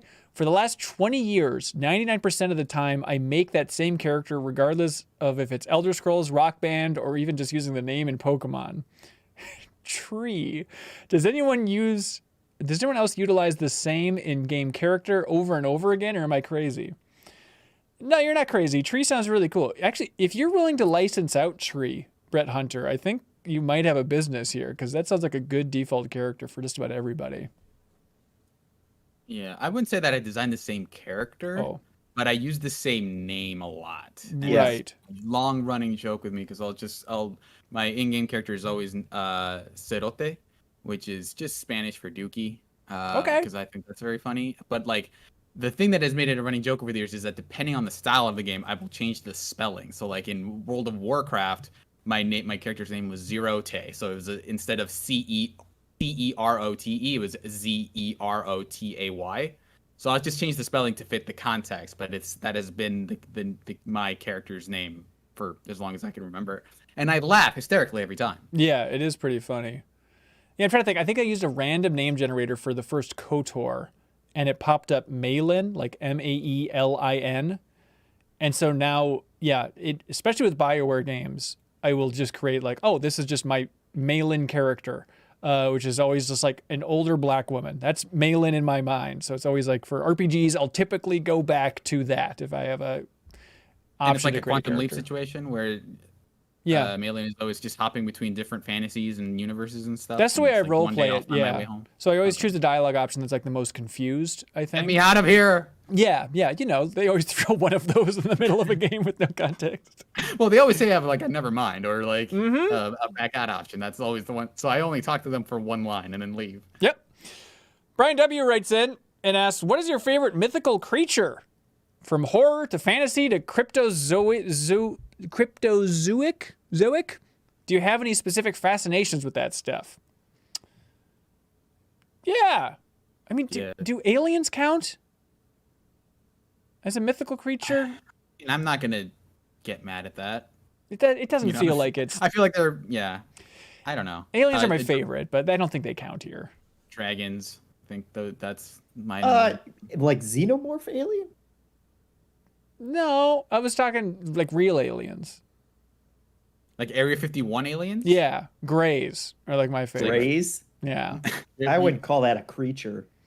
That's too humanoid to me. But if you were gonna say xenomorph, I would call that a creature. That counts as a mythical creature for Brian's question here? Sure. I mean, I guess he says from horror to fantasy. I don't know. I think dragon cereal, like that's number one for you. I've been obsessed with dragons since I was a kid. I bought a book called The Truth About Dragons when I was a kid. Going like, yeah, I'm not gonna listen to them telling me that dragons aren't real. Dude, what's the truth? What'd they say? They're real, man. What? They're real and they breathe fire. No! Wow. Can we see your dragon tattoo? No, I don't have one, unfortunately. But if I had a dragon, I did think about getting a dragon tattoo at some point. Really? But I'm just not a tattoo person. But if I were to get a tattoo, I think dragon, when I was a kid, was like, it's either that or like some sort of cool thing from the video game. Yeah, that's right. Jeff, do you ever regret getting that giant Mothman tattoo on your back? Oh no, that's paid off so many times over the years. Pretty sweet. That's pretty sweet. Yeah.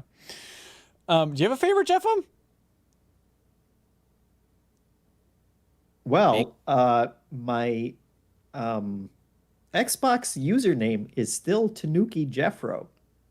Oh. And Tanukis are pretty sweet.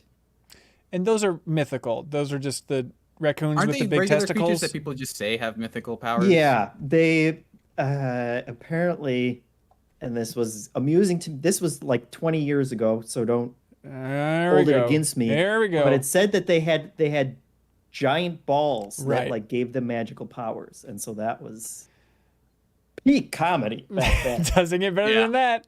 That didn't make it into Mario 3. Yeah. Not yet. But it did make it into 3D Land, which I thought that was a weird marketing bullet point of the Tanuki suit is back, and how? With the power of 3D, we can make these balls, like said Miyamoto. I only wanted the balls in if they were stereoscopic. Hey, speaking of mythical creature, Pelican Man writes in and says, "End me, I'm a monstrosity." No, he says, "For which developer out there are you the most curious to know what they're making next?" For me, it's Monolith. I love both the Middle-earth games, Shadow of War, Shadow of Mordor, but we have no idea what the next project will be. I think Monolith is my number one. That's a good answer. I don't even think there's rumors out there about what the hell they're working on. It's crazy. Serial has a better one though. Oh, Tanukis? No. I honestly want to see what Bungie's up to. That's not Destiny related because they mentioned that project. yeah, Thank that you for that. NetEase, is that the publisher for that freaky I think project? so. Okay. Yeah, they're involved in some way, but I just want to see what, like, you have the live game that is the blueprint for a lot of games at this point. So like, what do you do? Like, do you feel like you have to, just completely scrap that structure and start over, or like, do you just make another Destiny? And because I can't imagine people want that, or like the people at Bungie want to work on another one of those. But I am very curious to see what that ends up being. So here's all we know about it. Eurogamer has this report, and I think it comes from The Hiring, that apparently it is a lighthearted and whimsical game, whatever it is. Something comedic is what they're looking for. And they say in this job opening, quote, "Living inside a giant database of hundreds of baubles, weapons, and armor is nothing new to you, and neither is building a system to cleverly distribute those items in a necromancer's dungeon." Huh. So I don't know if they're being cutesy with the job description, Yeah. or if it's like literally going to be a fantasy game and that's their way of trying to seed that. But that seems like a voluntary error if they're revealing in this job description that's going to be some fantasy game. But Well, the way they name everything, though, the Necromancer could be a ship in the next game, or it could that's be a true. home, That's or, you true. know. That's true. Ken Levine's game is up there, but I feel like we already kind of know it's going to be a procedurally generated story game, first person, dealing with AI and technology and the nature of humanity. It's like, okay. There's that old thing. enough beats there. Hangar 13, I think, is really up there for me. Like Mafia 3 was their last game. And there's rumors that it's some new IP, some open world, but that's huge for me. Yeah. If Valve is working on any non-Half-Life related projects, back in 2018 when they announced we're making games again, and since then they have Right. released a game or two, I guess technically. Yeah, I would love to see if they're like, if they have any original ideas for like, hey, here's like a new game that we decided to put out there and see what that looks like. Yeah, for sure. Mine, good sir, before you move on, is Hello Games.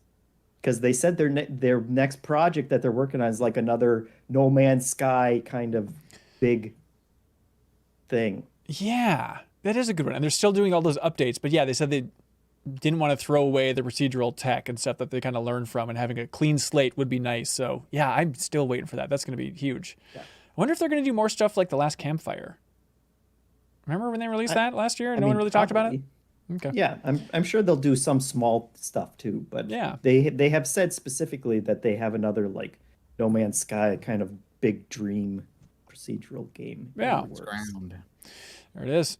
Joel writes in and says, "Hello, Leo." Oh, Leo isn't here, man. Anyways, hello, Jeff and Serial. Greetings from Spain. Hi, Spain. Hello. Spain. What is the best game you didn't like? This is a scorcher. I played Super Mario Galaxy for the first time on the Switch, and I could not get used to how Mario and the cameras are controlled in 3D space. I know it's blasphemy not to like Galaxy, and the game has many merits. It just didn't click with me. Whew. This is tough. Serial, take this hit, man, because whatever you say, people are going to be furious. Yeah, it's always usually like it's like less about like, oh, everyone likes this game and I hate it. It's always like the critical discussions are always like people always go down reviewers' throats for like not liking a game enough, like for giving something like Cyberpunk a 7 and not like, you don't see like, oh, Red Dead got a 4, like Right. So I don't know that there's a big game that there's like a game in that regard that I dislike. I honestly think it might be GTA 5 is the closest that I come to. Really? I did not like that single player. Yeah. As much as I can appreciate, like if I look at the GTA Online stuff, I feel like I appreciate that way more than I actually enjoyed like GTA 5's campaign, because I thought it was like one of those tipping points where it's like, yeah, other developers are also doing this, maybe not as well, like the open world stuff, but it's like the actual story that they tell. It's just I feel like I've seen that their kind of storytelling flaws where it feels like the story meanders way too much. And it's very like, oh, let's try a lot of low-hanging jokes about like, modern society, like let's make a dumb Twitter name, right? I feel like that's where I was kind of like rubbing up, because it's like you're just doing your shtick.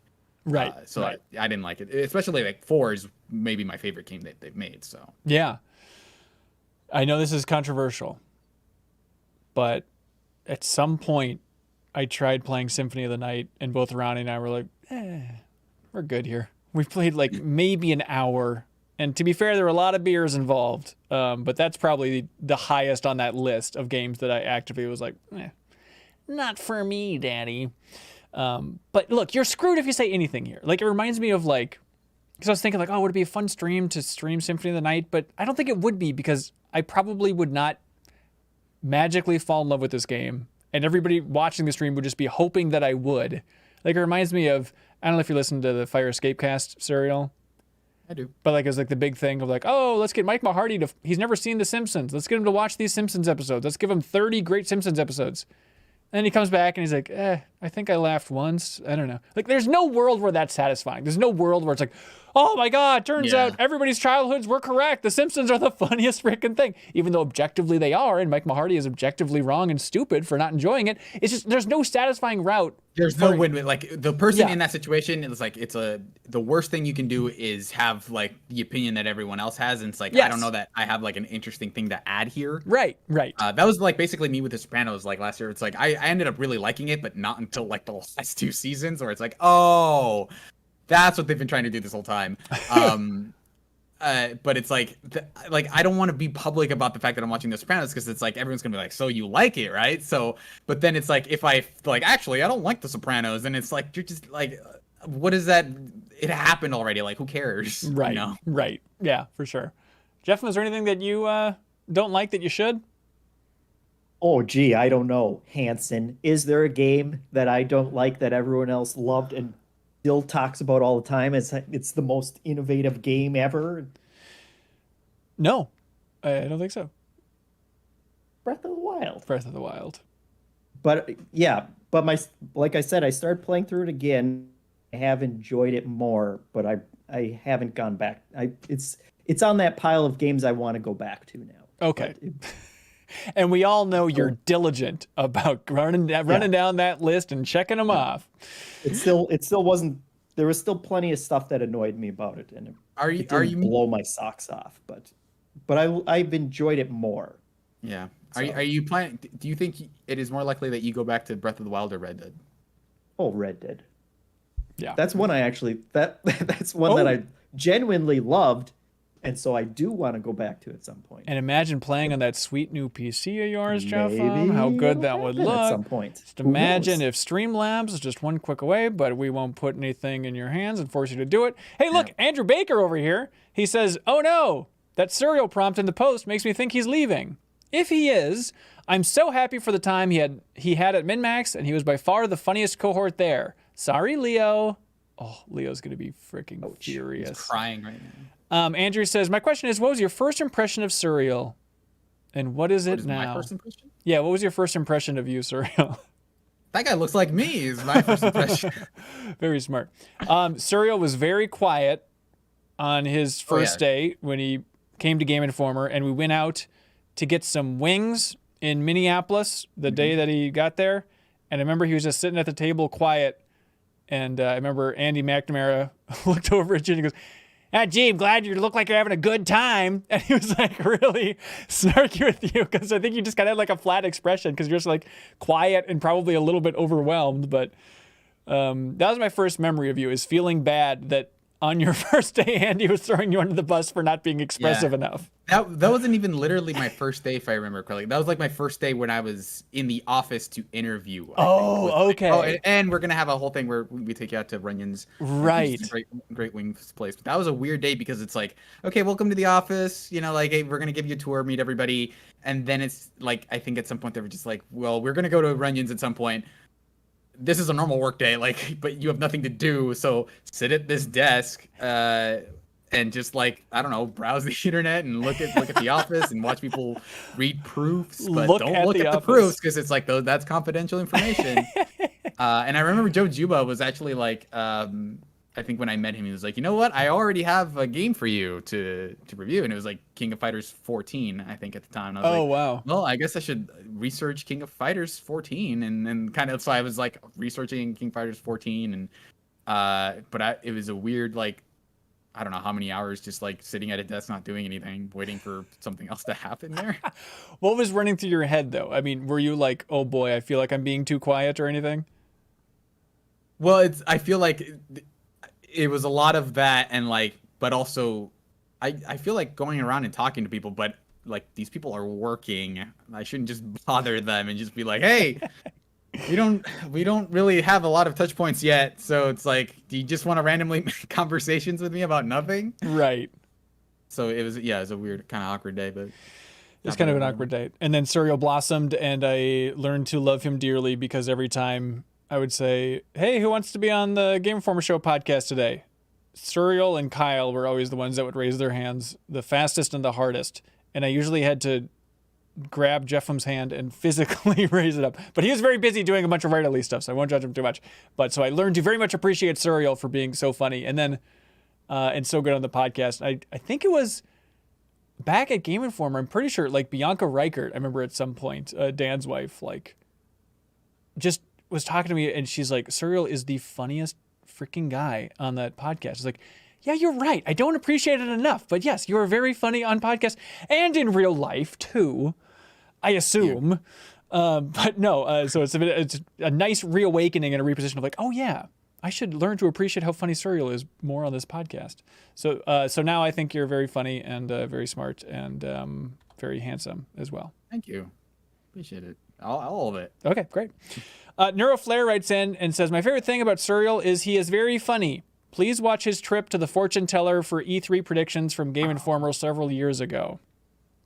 Do you remember that? That was a weird day. It was a weird day. So you can find that if you go to Game Informer's YouTube channel and look up fortune teller. But we went to a tarot card reading and filmed it and just got predictions about E3 2018, maybe?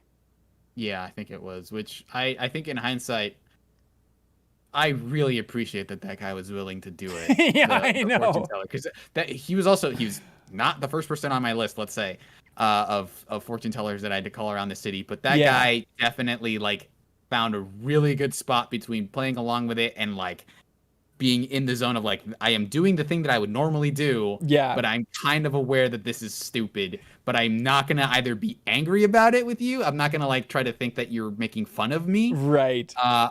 And I'm also not going to try to like play it up a little bit too much and kind of go outside the zone. I think he played it perfectly. Yeah. And I appreciate that guy a lot. Yes. And I appreciate you as well. Cause I remember, Leo and I are usually pretty busy with video stuff, so it's usually a pretty full plate with, cover story trips and the podcast and all that stuff. But like the morning you brought that up as an idea at like our morning meeting, like I was thinking maybe we should go to a psychic to have them predict E3. It's like, okay, we're dropping everything and doing that because that is the best pitch I've ever heard for just a feature. And I don't even know if you were thinking of making it video. Were you? No, I definitely thought that it was just going to be a written thing where I just ask him a bunch of questions. Right, And like I imagine this as being over the phone, even of like, because I didn't want to bother them. Like maybe if I do it over the phone, they won't be so into it. But then at some point, like we ended up paying for that reading. Like it wasn't like a thing where it's like we were doing promotion for them. Like we paid them real money and tipped them very well. Well, the funny thing is that technically GameStop paid them because we used our corporate card, right? So that's a very funny thing. The Royal GameStop yeah. Kyle Silva says, do y'all think it was, oh, by the way, he's saying this in the live chat. Do you think it was complete coincidence that all three companies, the big three, got the same tarot card drawn? It was like something with knives or something. And I do remember after the reading, the tarot card reader guy, he said like, so you're going to this E3 convention? Everybody's going? Like on a plane to get there or whatever? Like, yeah. And he's like, I'm just saying, keep your eyes open. It's pretty scary that death card was pulled for all three. I was like, okay, buddy. Like as we were leaving, he just like freaked us out that like I think something big might be going down at E3. I think it's going to be bad. Little did he know that 2 years later E3 died. That's true. You think that? Do you think that like whatever forces power tarot readings were like, guys, COVID is about to happen, and he just misinterpreted as like this video game convention thing might end up not going super well. I think that's 100% what happened, sir. Yeah. It caused COVID. Sorry, guys. Mm-hmm. But I remember getting back to the office, and I think I mentioned that in like a group or something that they were like, yeah, this guy then like tried to freak us out by saying something bad was going to happen because it was 3 cards drawn. And I remember Andrew Reiner, bless his heart, in very particular was like super nervous. We're like, wait, what did he say? What did that guy say? Like, what do you mean, what did that guy? He's just some random guy in Uptown. We don't need to be scared of this. But that's my nature. Bryce Blackmore says, my favorite thing about Suriel is how well he articulates himself around interesting and often tricky topics of conversation. He will often help me to articulate to other people thoughts I have had in my head but can't quite communicate effectively. Additionally, he will sometimes have a take on an issue that I had not yet considered, which makes me question my own ideas, and I like that. That's sweet. Yeah. Sincerely, Eric writes in and says, I love it when Suriel goes on a long rant about fighting games. The eyes of all of you glaze over, but I'm here for it. That's good. I appreciate that someone appreciates that when I do that, when I talk about fighting games for too long. Which, to be fair, behind the curtain, I feel like every once in a while I'm like, hey, sir, if we could cool it on the monologues a little bit. But people like it. I probably was wrong. Cade Mead writes in and he says, I have a few favorite things about Suriel. First off, it's so nice when he gives a full speech about what he's been playing. I enjoy getting a full, usually passionate opinion, and he's blunt about the good and bad. We need more bluntness. Suriel has a broader awareness of games, which overlaps a lot with my own. It's nice to have things like Suda51, Fighters, Bloodstained, The Swapper represented. I also like how Suriel always manages to get Ben to explode with laughter with a quick, dry line. There we go. Like this one. Purebred number 6 writes in and says, hey, Ben and friends, for Suriel appreciation, I would like to say that I myself lived in Mexico, then Nebraska, then Minnesota. So I'd like to know if and when Suriel plans on moving again so I can get my affairs in order. That's exactly Suriel's path. I've also appreciated Suriel's gaming interest since they're probably the farthest from my own, but hearing him passionately talk about games he enjoys is great, insightful content. Mike Lynch says, my favorite thing about Suriel, have you had enough yet, Suriel? Keep going. Okay. I'll be here for a while. Mike says, my favorite thing about Suriel is his Pokemon Brexit joke. He said in the UK, the 2 games would be sold as Pokemon Stay and Pokemon Leave. I don't remember where that was. I don't remember what the context for that was, but yeah, that's lovely. I remember that joke now. There we go. Gmax Theorin writes in and asks, what's the realest things I've ever gotten for you while making content? We all know for Jeffem, it was the Ninja Gaiden Super Replay. But what about the rest of you? Do you think it was Ninja Gaiden Super Replay, Jeffem, for when you were at your most real in terms of screaming at Dan Reichert that he's being a piece of S? I guess. I mean, I didn't have a good answer for that. I guess that was genuine anger towards Dan at that point. Okay. So that seems pretty genuine, yeah. I was genuinely terrified the first time I did a video for Game Informer because it was actually, I think it was Dishonored 2. And we were doing a thing with Reiner, and I think it was just like looking at the game. I think it was Test Chamber, I think was the name of it. Oh, really? Like, hey, this game is out. And I got stuck in like an early room and just could not get out. And we were just trying to talk. We had like here we're gonna do the regular kind of riffing bit, and at some point I was like, you need to get out of this room, dude. I'm like, I don't know how to get out of this. It was like the easiest thing of just like opening this window, but I was so nervous about being recorded that I just like could not think straight at all. And it was like, I was sweating. It's like, it got to the point where it's like, by the end of that video, it's like, am I going to get fired for being this bad? So bad at Dishonored 2. Yeah. Yep. And no, it turns out it was for a completely random reason. But it turns out that was not relevant at all. No. Yeah, I think like, I mean, it's pretty obvious, but I think like, yeah, during the Game Informer layoffs where after I decided to leave and stuff like that, probably the realest. I remember we were on the Game Informer show, the episode after the layoffs, and it was so sad, and Andy was on and it was super sad, and his phone kept vibrating. It was making weird noises into the mic. No, that was just Surreals there. Just to explain what that sound was for everybody. Right. The point is, no, we were like on the podcast, and I remember trying to transition then to talk about like community questions, and somebody wrote in asking about what we thought about Insomniac being bought by PlayStation, which any other week would be like the biggest news. I remember like trying to get through that question and just melting down because it was just like, somehow this thing that should be a big deal is the least important thing I could ever possibly imagine right now after so many people were let go unceremoniously. So that's probably the realest for me. Or like when Tim left, that was like a sad episode. Just sad things typically. Let's see. Ian Sweetage writes in and says, "Hey, CLCs. Last week I woke up to find hashtag Tifa short hair trending on Twitter. Well, I enjoyed the neat fan art, mods, and an interesting write-up from friend of the show, Anna Diaz, entitled, I've seen Tifa with short hair and I can't go back. I can't help but think that was one of the weirder and most unexpected things I've ever seen trending.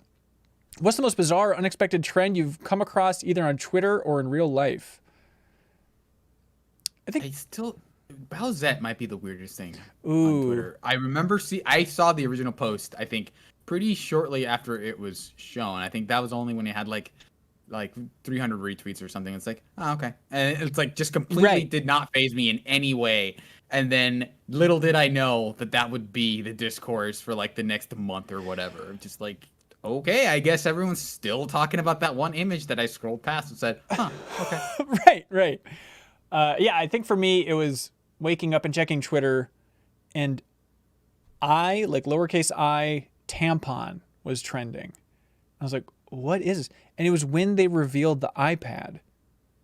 That iPad wasn't trending, but everybody making the joke and saying I tampon got it to the point that I tampon was trending. And that's something we can tell our grandchildren about, is that back in the day when iPad was announced, everybody in the world made a tampon joke, apparently. Didn't see it coming. Why? Like a pad or tampon. Yeah. Look, we're the right three guys to talk about this. Hey, God, I didn't have to explain it further. If you have any other questions, we're happy to field your questions, Jeff. Yarf writes in and asks, what has been your greatest disappointment for an adaptation from any type of entertainment? Mine is the second Silent Hill movie. Yarf? That was my question to the Game Informer Show podcast all those years ago. That question was read on the show, and Surreal had an emphatic reaction to the Yarf part, and now it is my name for Patreon. Now it is also my legal name, and I owe it all to Surreal. Well, you're welcome, / I'm sorry. Yeah, Yarf, I probably had the same answer back then, but my number one frustration with any adaptation is Hitchhiker's Guide to the Galaxy, which the movie, it's uneven, it's not great. I love all those books so much. But the part that made me jump out of my seat in rage is at the very end of Hitchhiker's Guide to the Galaxy. They're flying the ship, and Heart of Gold, I'm sorry, let's get it right. And it like flies by the screen, and they're like, where are we going next? Let's go to the restaurant at the end of the universe. And then it's like, and then it turns and drives. And it's like, oh, it turns out it's at the other end of the universe. And that's like the big joke, is they were going the wrong way to reach the end of the universe, which drove me insane, because like the entire point of that second book, The Restaurant at the End of the Universe, is that it's at the end of time. It's not like it's a physical place at the edge of the universe. Like it's witnessing the death of the universe, and then it resets as like, the viewing experience, as you always get to see the end of the universe while eating your meal. And so it's like, did they not have an awareness of what the second book was about, that they could mess up that much to that extent? Unbelievable. It's unbelievable. I said yarf. Let's see. Cyber writes in and says, just wanted to pop in and say, I love the social media and Discord presence for MinnMax. The daily Instagram stories are really cool. Yeah, I record a video every day, a little Instagram story. You can follow us on Instagram, MinnMax Show. We're just kind of running down what's happening that day, what we're working on, what's coming up. He says, oh yeah, Jeff. Oh, I was going to ask, is the thumbnail for all of those still your face? Sometimes I like to shake it up and I'll like film my screen or film something else, but it's a lot of my face as the thumbnail. Yeah, because I went to the Instagram once and it looked like the Instagram of a serial killer. It was just kind of like I was angry Ben Hansen face. I was informed by Jason Daphnis, Crossfade producer and co-host, that he said I should do those as stories instead of videos, just so it doesn't look like just a wall of my face on Instagram. So we have behind the scenes photos as the actual things, and then the stories, those are fleeting. The point is, he says, I like the amount of content y'all are pumping out now. It's been a wild ride, and I think MinnMax has come a long way since 2019.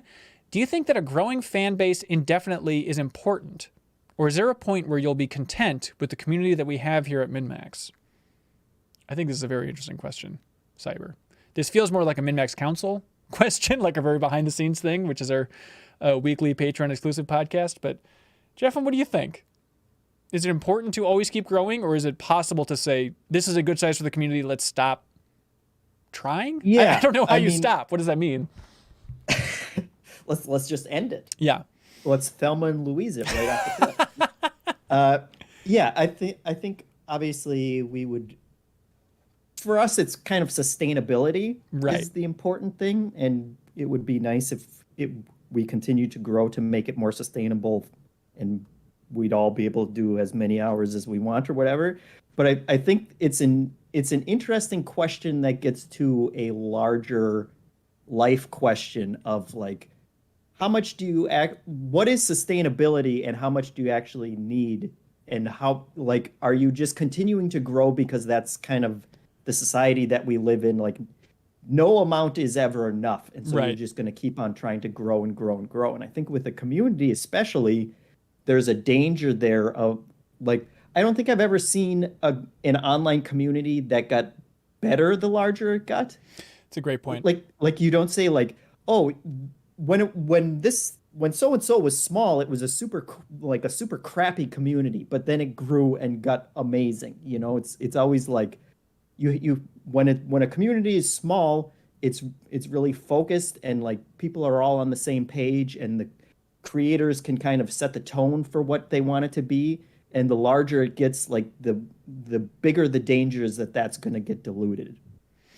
And so I think for us, like I would like, this is a better question for you, Hansen, because you're the one who spends a lot of time thinking about like, how can we keep growing and growing? But I would hope that you would get to a place where you could say like, no, actually we're in a good place right now, and we should just enjoy what we're doing and the content that we're making. The fact that we've been consistently north of sustainable, is how I always put it, like the graph is slowly going up, is a really good place. That's the reason we've been able to expand and add new voices and find Serial 2.0, all that fun stuff. So I'm really thankful for that. I think it keeps the content more interesting to have events and to have new shows and new people. I think if it was a matter of like, okay, we're happy with the level of community we have right now and the level of listenership and viewership we have right now, let's just ride this out.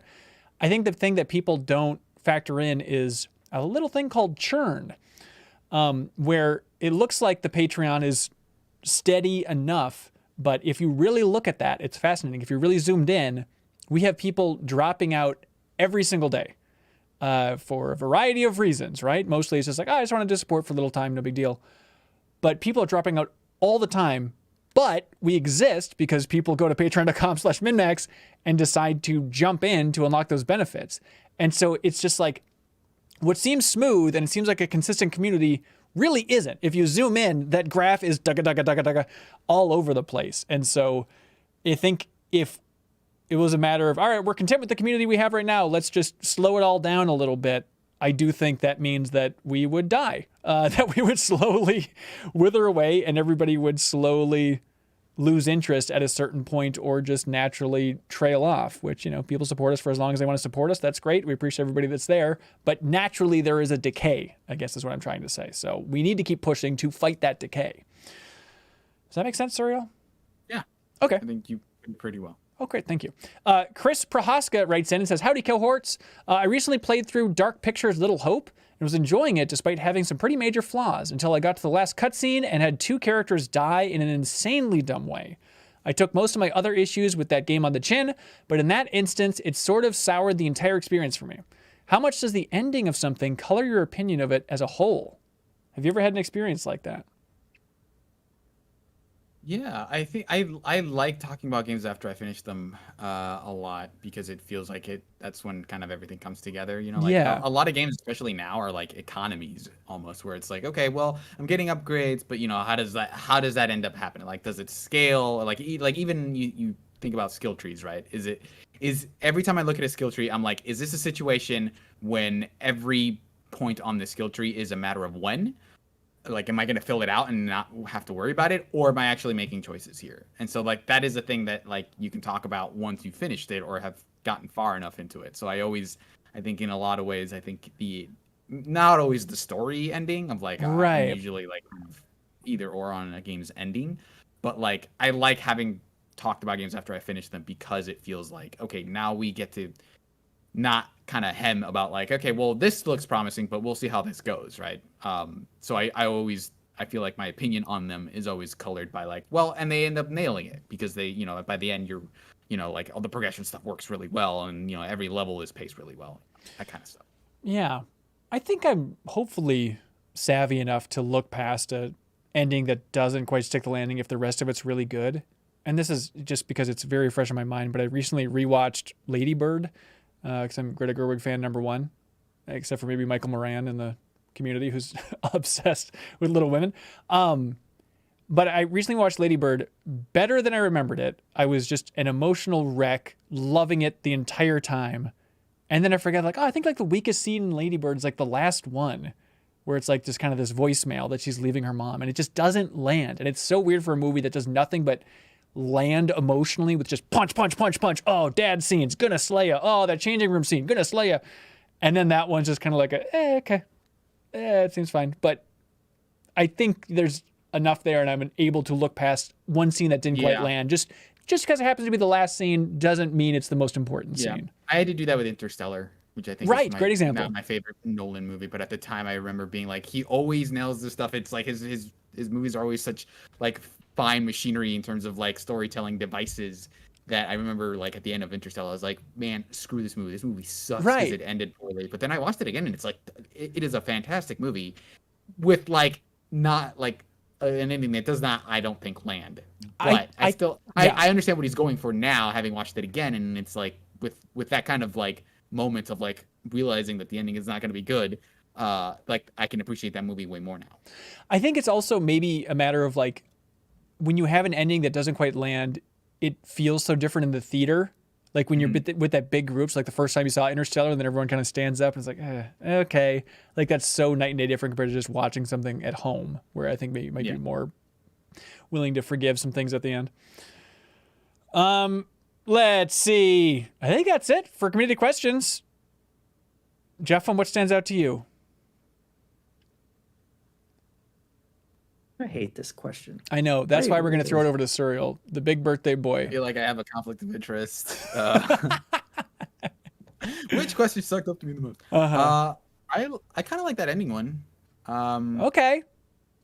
Ending one. Let's just have trouble springing examples to mind of things that just happened. Okay, what about most stuck you've been in a game?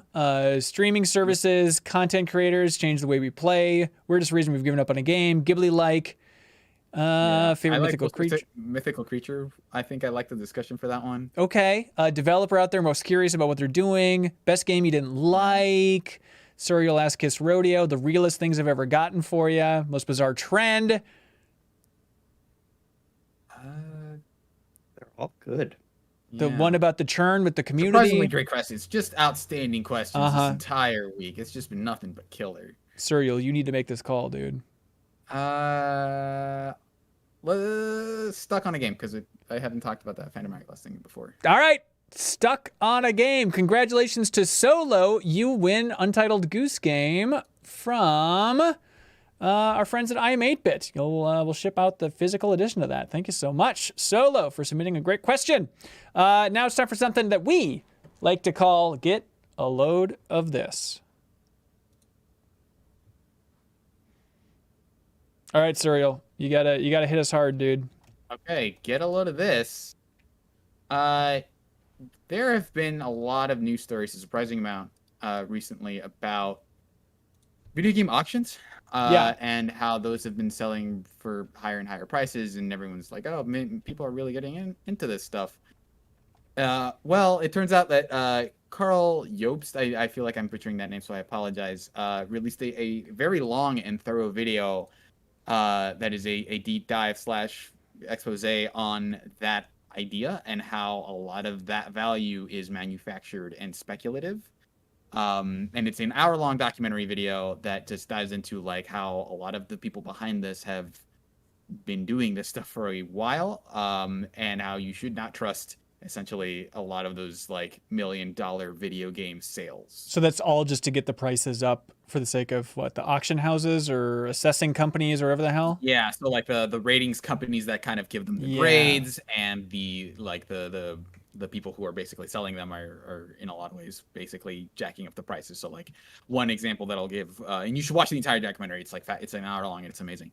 But like the one example is that they give is that a lot of the publicity behind like the thing that basically kickstarted all this was that someone bought like I think a copy of Super Mario Brothers for like $80,000. And it was like, oh wow, that's a lot of money. But like the people behind it were basically had a huge number of conflict of interest in terms of like the person buying it was basically had ties to the company that was the auction house that was basically selling it, or the rating agency, I can't remember, but basically that was basically manufactured, and they released a whole press release, and so like that got a lot of people on board, and so that's what kind of started that snowball. And a lot of it is like, well, they're basically following what a lot of people were doing with coins in the 80s, and it's like if you look at that playbook, it matches a lot of what's going on with video games now. So it's a really, really fascinating video. I'll link to it in the show notes, but if you want to just look for it on YouTube, it's still like a YouTube video, so it's called Exposing Fraud and Deception in the Retro Video Game Market, but it is worthwhile, and it seems pretty like surprisingly thoroughly researched and well made. So nice, cool. Yeah, link below for everybody. Hey, get a load of this. This is a tweet from friend of the show, Mark McDonald. Over there, used to be at 8.4, now at Enhance, working on games like Tetris Effect, but he retweeted Apple Arcade's tweet, where Apple Arcade tweeted out the new Tetris game, which is an Apple Arcade exclusive called Tetris Beat, where you have to drop the Tetris pieces to the beat, and it seems very Tetris Effect inspired. So Apple Arcade tweets about it, and they say, the beat drops on Friday. This is Tetris like you've never seen or heard it before with Tetris Beat. And then Mark McDonald retweeted that, and he says, weird, I actually do feel like I've heard it that way somewhere before. And then he retweeted all of the marketing for Tetris Effect, where it was billed as Tetris like you've never seen or heard it before. That was their big slogan. Good. Yeah. But I don't know, maybe the Tetris game for Apple Arcade is okay, but very clearly Tetris Effect inspired, which is weird when Tetris, the company, is like doing multiple variations of that. Anyways, Jeffem, you have one, sir. Yeah, get a load of this. Mine is a video by a certain Carl Jobst about auctions in the video Are game you serious? industry. Yeah, no, it's a super great video. Oh, wow. For all the same reasons that Serial said, but he beat me to it. Beautiful. So, Well, do you have one from the community, from the Discord? I do. Get a load of this. This one is an auction video by Carl Jobst. I can't believe it. It was everywhere. But this one was from Michael Lynch, and it is a tweet from a site called The Dodo. And it is about the tweet says, this wild tiger shark has been greeting her favorite diver for 20 years, and after the pandemic separated them, she was so excited to see him again.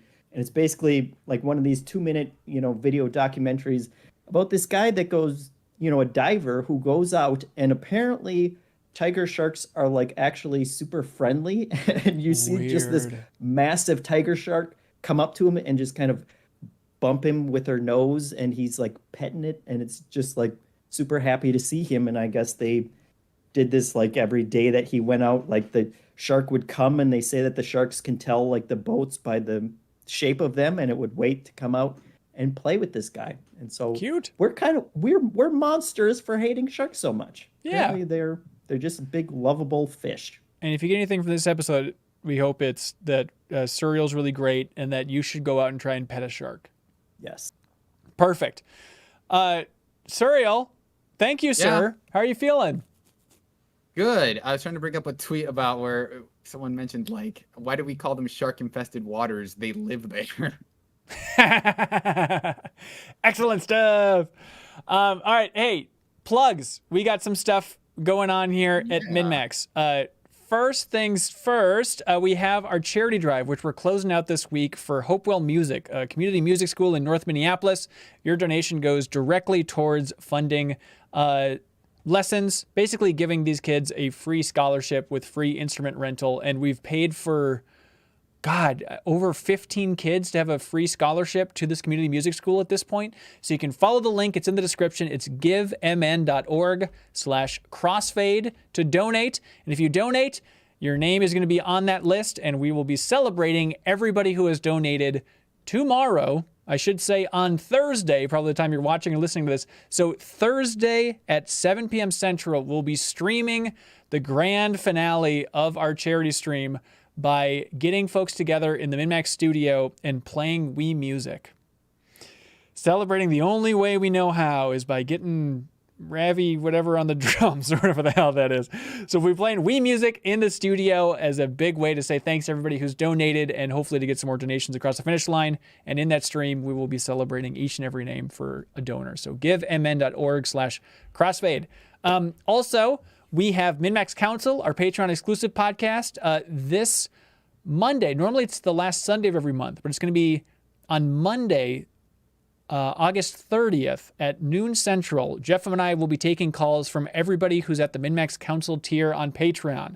So if you want to call in, talk about anything in the world with Jeff and I, or just talk about your favorite game, what you've been playing, anything like that, or you can really go behind the scenes of MinnMax and talk about some super specific stuff, you can support us at that MinnMax Council tier. Jump up there just for 1 month, and then we'll be taking calls from the Discord. Let us know if you have any questions about how that works, but we'd love to have you call in. Reminder as well, Peter McConnell, composer for Psychonauts 2, is on the new episode of Crossfade. Subscribe to Crossfade in your favorite podcast app. Also, we have an interview that went live on Monday with Rafael Colantonio, the founder of Arcane, talking about why he left Arcane after directing Dishonored and Prey, his journey to start a new studio, what it was like working on Steven Spielberg's LMNO, and also just talking about how he, I'd say the industry's king of the immersive sim at this point, how he sees Breath of the Wild as an immersive sim and what he feels like that team got wrong about the immersive sim genre. So you can check that out on our YouTube channel, youtube.com/MinnMax. We'd appreciate a subscription over there. Throw a subscribe our way. But then also you can unlock the podcast version of all of our interviews and a whole lot more if you support us over at patreon.com/MinnMax. I think that's it for my plugs. Suriel, anything you want to plug, sir? Not a whole ton. I would just like to thank the Thank You crew over on Patreon. Oh, you're going right to it. My God, I sent you this on Slack. You're on top of it. This is the $50 supporters, Suriel. Yeah, so if you pay us $50 or more a month, we say your name during this section, and a genuine thank you. So thank you, everyone, and the Thank You crew, which includes the Fatal X-Blade YouTube channel, the State of the Scene podcast, Joshua Bucy, Clemens Zobel, I Am 8-Bit, Zachary Pligge, Ludwig Roque, Andrew Uerkwitz, Andrew Vala, BeatenDownBrian, Best of the Rest podcast, Jawarhello, Mirko Arico-Torreno, Call Me By Your Name podcast, Mark Seliga, John Higby, PrettyGoodPrinting.com, Clint Farley, Drew Waranis, Steve Bamdad, Starkiller, Logan Krause, Purebred Number 6, Kris, Spider Dan, SlyckNic, SpiralInYourEyes, Preetham Yarlagadda, and Dan Villone. Fantastic. Suriel, thank you so much. This is not a goodbye. I have a feeling we'll see you very soon, and we're looking forward to talking to you again. But congratulations on this next step in your career, sir. Thank you for having me this whole time. Absolutely. Appreciate Thanks it. for getting MinnMax off the ground with us. You have been a huge, huge, huge part of it. It would not Been great be to be anywhere part of it. near the same without you. So thank you for all of your help, man. It's been a delight. Yeah. And do you want to close us out? All right. Be good, have fun, let's go! All right. Got it. Chris Logan says, bye for now, Surreal. Bye for now. Bye for now. All right. Great job, everybody. William Garcia says, thanks, Surreal. Kyle says, bye, Surreal. Thanks, everybody. Thank you. All right. Cool. Late podcast. That wasn't so hard, was it, Surreal? No. I have to go eat dinner now, but yeah, I know, that I'm was hungry tough. It was a weird kind of sitting, resting butterflies in my stomach kind of moment. Yeah. The entire day. I get it. It's like, I don't know. Hopefully I'm not diminishing the goodbye or something, but it's like, oh, it just feels so weird to call it a full goodbye when it's still like, oh, you'll be back at some point. Yeah, I mean, I'll still be on the show. It's just like, it Yeah. it does feel significant for me, but it will hopefully still be on. Yeah. Every once in a while, so. I felt bad. The community was like starting to piece things together because I kind of teased something being on this episode of the podcast on MinnMax Council this week. And then I think people in the Discord saw like that post asking for favorite thing about Surreal, and they're like, oh, fuck. And so I felt bad that people were starting to guess in the Discord. I'm like, I don't want to step on it and reveal it. So hopefully that was the right way to handle that community. But I'm always... No, I think we did as good a job as we could have. So yeah, cool. All right. Thanks so much, community folks. We'll see ya. Goodbye.